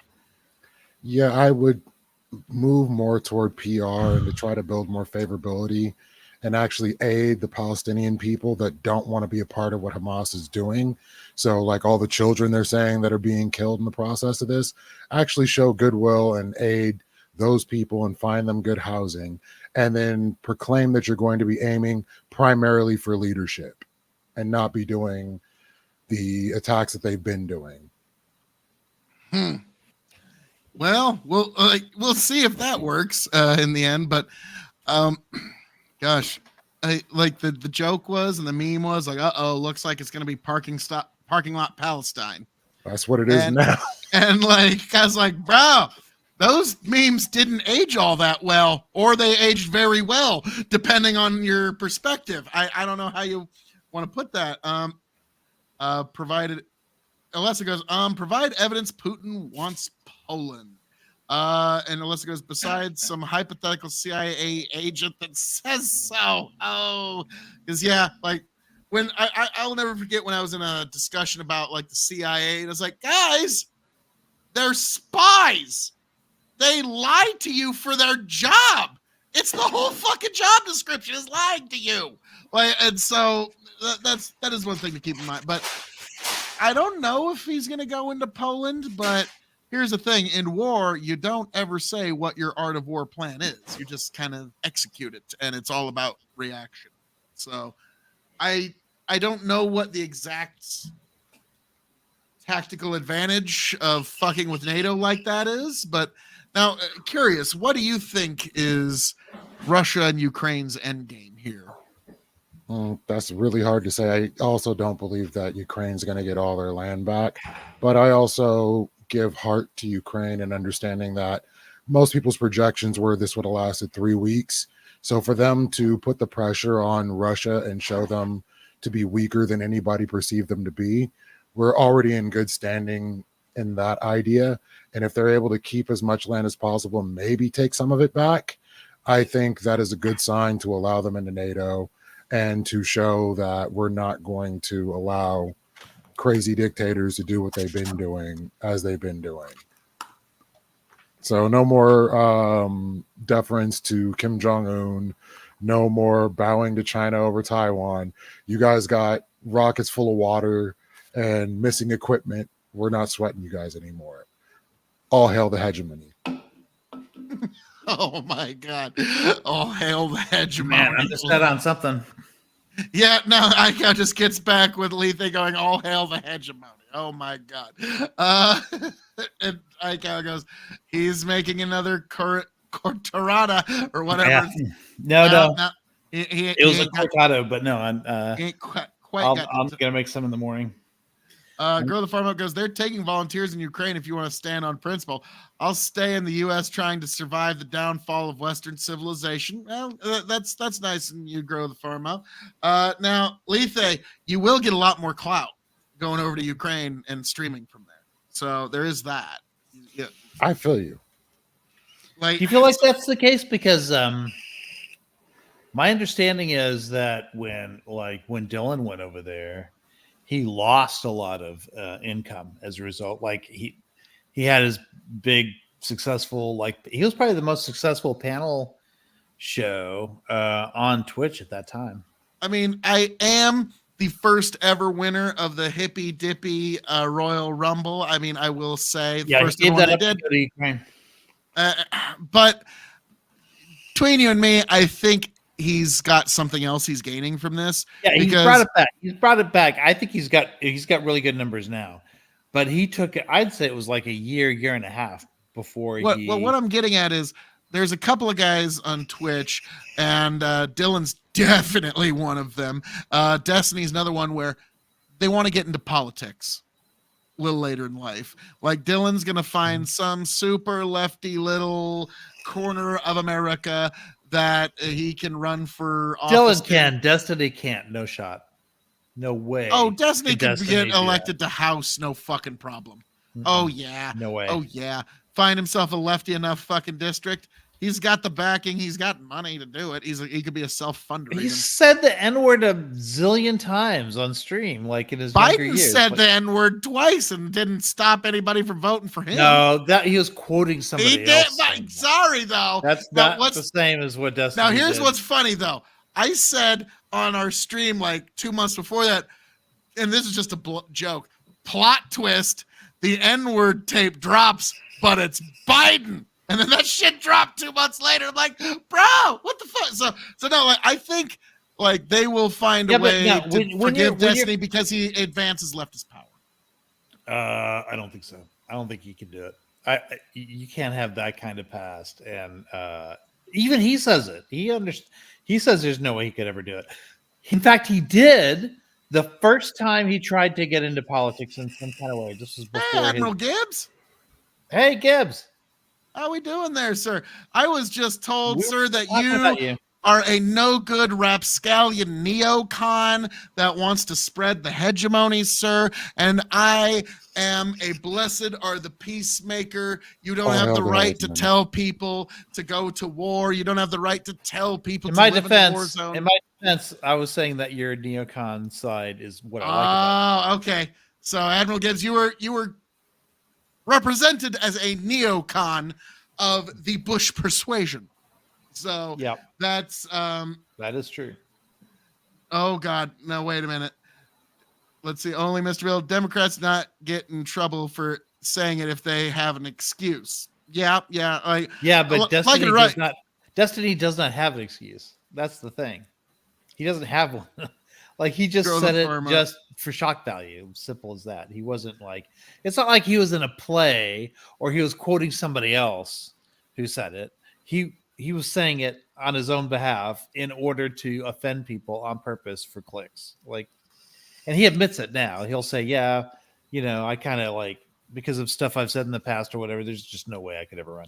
And anyway, the point is I was trying to say before he did the Georgia thing, he, in his hometown in Nebraska, he endorsed. Second district. Yeah. We know. And He then did more to flip that than anybody else, and and it- still the left treats him it- like Dick fucking Cheney. well, no, but because that candidate had to distance himself from Destiny, because instantly, as soon as he did his endorsement, instantly people started playing stuff from his earlier streams or whatever, and then the candidate had to tell Destiny, "Hey, listen, you're doing more harm than good. Thanks for the help, but no thanks." And that turned out to be a big disaster. The Georgia thing turned out okay because he wasn't like appearing with the candidate. All he was doing was getting his followers to go like door to door or whatever. So that kind of stuff he can do, but actually be a candidate himself, I don't think so. I don't think Hang so. on, grow the Maybe farm up. Dylan. Dylan's dear really God. never done anything to disqualify himself. The like that. era of YouTube influencers winning public office. Stop it. No, it's coming. It's coming. Like most of us motherfuckers, we're going to be around for the rest of our lives. So just get ready for it. Admiral living the dream. Phil, he lives in Nebraska. What district? Wait a minute. Admiral Gibbs lives in Nebraska? No, he's in Texas. Okay. No. I was talking about how Destiny. Nebraska Steve. Yep. Admiral Gibbs, I am a neocon of the Bush persuasion. Ah, sir, I am so disappointed to hear that. I told you. I am a Ron Paul Republican originally during the Bush years, especially towards the end of the Bush years. So you and I would have been on very different ends of debates back in the day. Grow the farm up. Nobody wants the endorsement. Oh, yeah. Yeah, nobody wants a Destiny endorsement, turns out. Only Mr. Bill. Is Gibbs still calling Destiny himself? endorsement is worthless for that reason. He can organize. That's a different story. But if you're a politician who's running for Congress, any kind of like big like federal office, you don't want to be standing next to Destiny in a photo pic. Yeah, but have him run in a lefty enough district. I still think he gets in. He could lefties be a house. hate him. What are you talking about? He does nothing but piss off Very lefties. anti-lefty. The Democrats.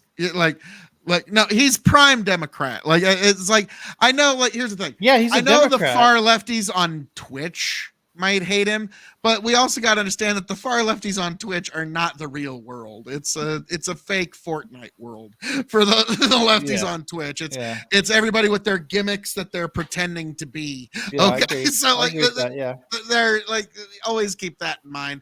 So I understand, but like the left that you encounter on Twitch is sort of like the circus version. But if you're talking about a lefty district, you're talking about like Brooklyn. You're talking about like AOC's district or like San Francisco or like parts of LA, like areas where that blue parts of the Rust kind Belt. He could do well. The Rust Belt, like Just blue. union shops and stuff. Yeah. Like it or not, Destiny speaks Midwest.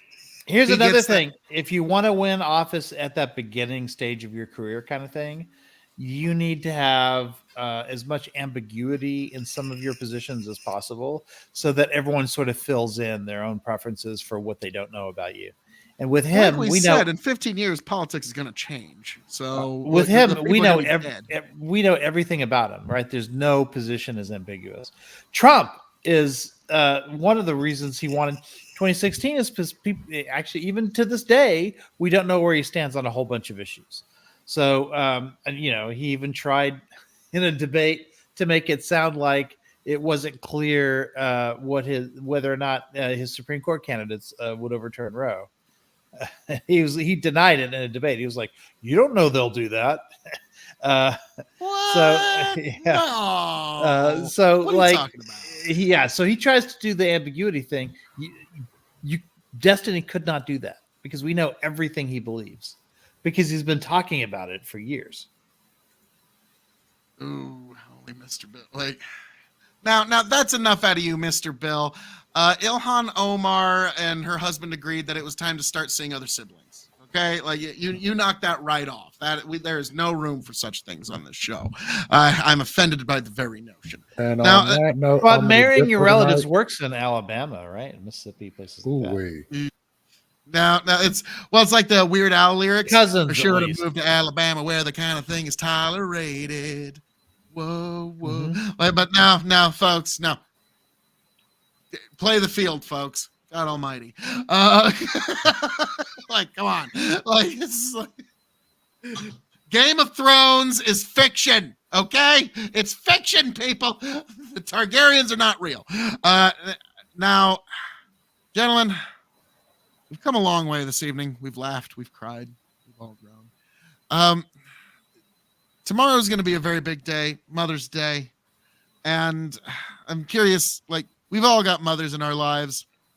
I'm going to make a quick tribute here to two mothers in my life. Well, Mom, love you. Thank you. I know you're watching right now. She watches everything I do. Thank you, Mom. Always my number one fan. God bless. And Andrea, happy Mother's Day. Gentlemen, is there any Mother's Day tributes that you'd like to throw out there? Nope. Oh, Lethe, brutal. Well, I told you what I'm doing tomorrow. I'm gonna make some Irish cream coffees for my mom. Nice. Definitely. Maybe take her to a brunch somewhere. Only Mr. Bill does not know the full backstory, but well, that is very nice. Good for you. I'm gonna be assuaging at least one of the mothers in mine, and that will be my plan for tomorrow. But gentlemen, we've got to that time where, as I'm known to say around here, all that being said, thank you for joining us here for Hazard Analysis Episode 20. I am your King of Extreme, Phil KOE, the man of the hour, the man with the power, the man that makes you the podcast cower, the prince and potentate of the political parlance, the lord of the Scottish Highlands, one damn handsome man if I do say so myself. You can, of course, find me at KOE Nation on YouTube, TikTok, Twitch, and Twitter. And folks, be sure to join us May 18th for the Andre the Giant Memorial Beer Bash right here at Big Buckin' Empire, right here at Hazard Analysis, right here at KOE Nation. I hope to see you here May 18th, 8 p.m. for the Andre the Giant Memorial Beer Bash, 8 p.m. Central. God bless every last one of you. Thank you for being here. Thank you for joining us. Lethe, Aikau, sirs, gentlemen, take it away. Lethe Water Kai, y'all know where to find me. Turn me up. You can find me on Twitch every Wednesday hosting a panel. Hope to see you all there. Aikau? Oh, hold on. Am I muted? No, you're still good. Oh, okay. Yeah, well, I mean, I don't stream really, but I've actually set up the streaming so that I might be able to start doing that like once the semester ends, which is in about a week and a half. Maybe I'll start trying something. So, but you can find me at ICowRich at Twitter if you still go there. So as we know, Rich will be on Twitch when he has no class. Yeah, that's right. Yeah, which is always. Now, do you mean that as a double entendre? I did. Yes. Nice. Well, gentlemen, thank you for being here. Thank you for joining us. We'll discuss a little more in the post, but God bless all y'all, and I'll see you hopefully tomorrow night for Sunday night Bible study stream. If not, God bless all y'all. Travel well.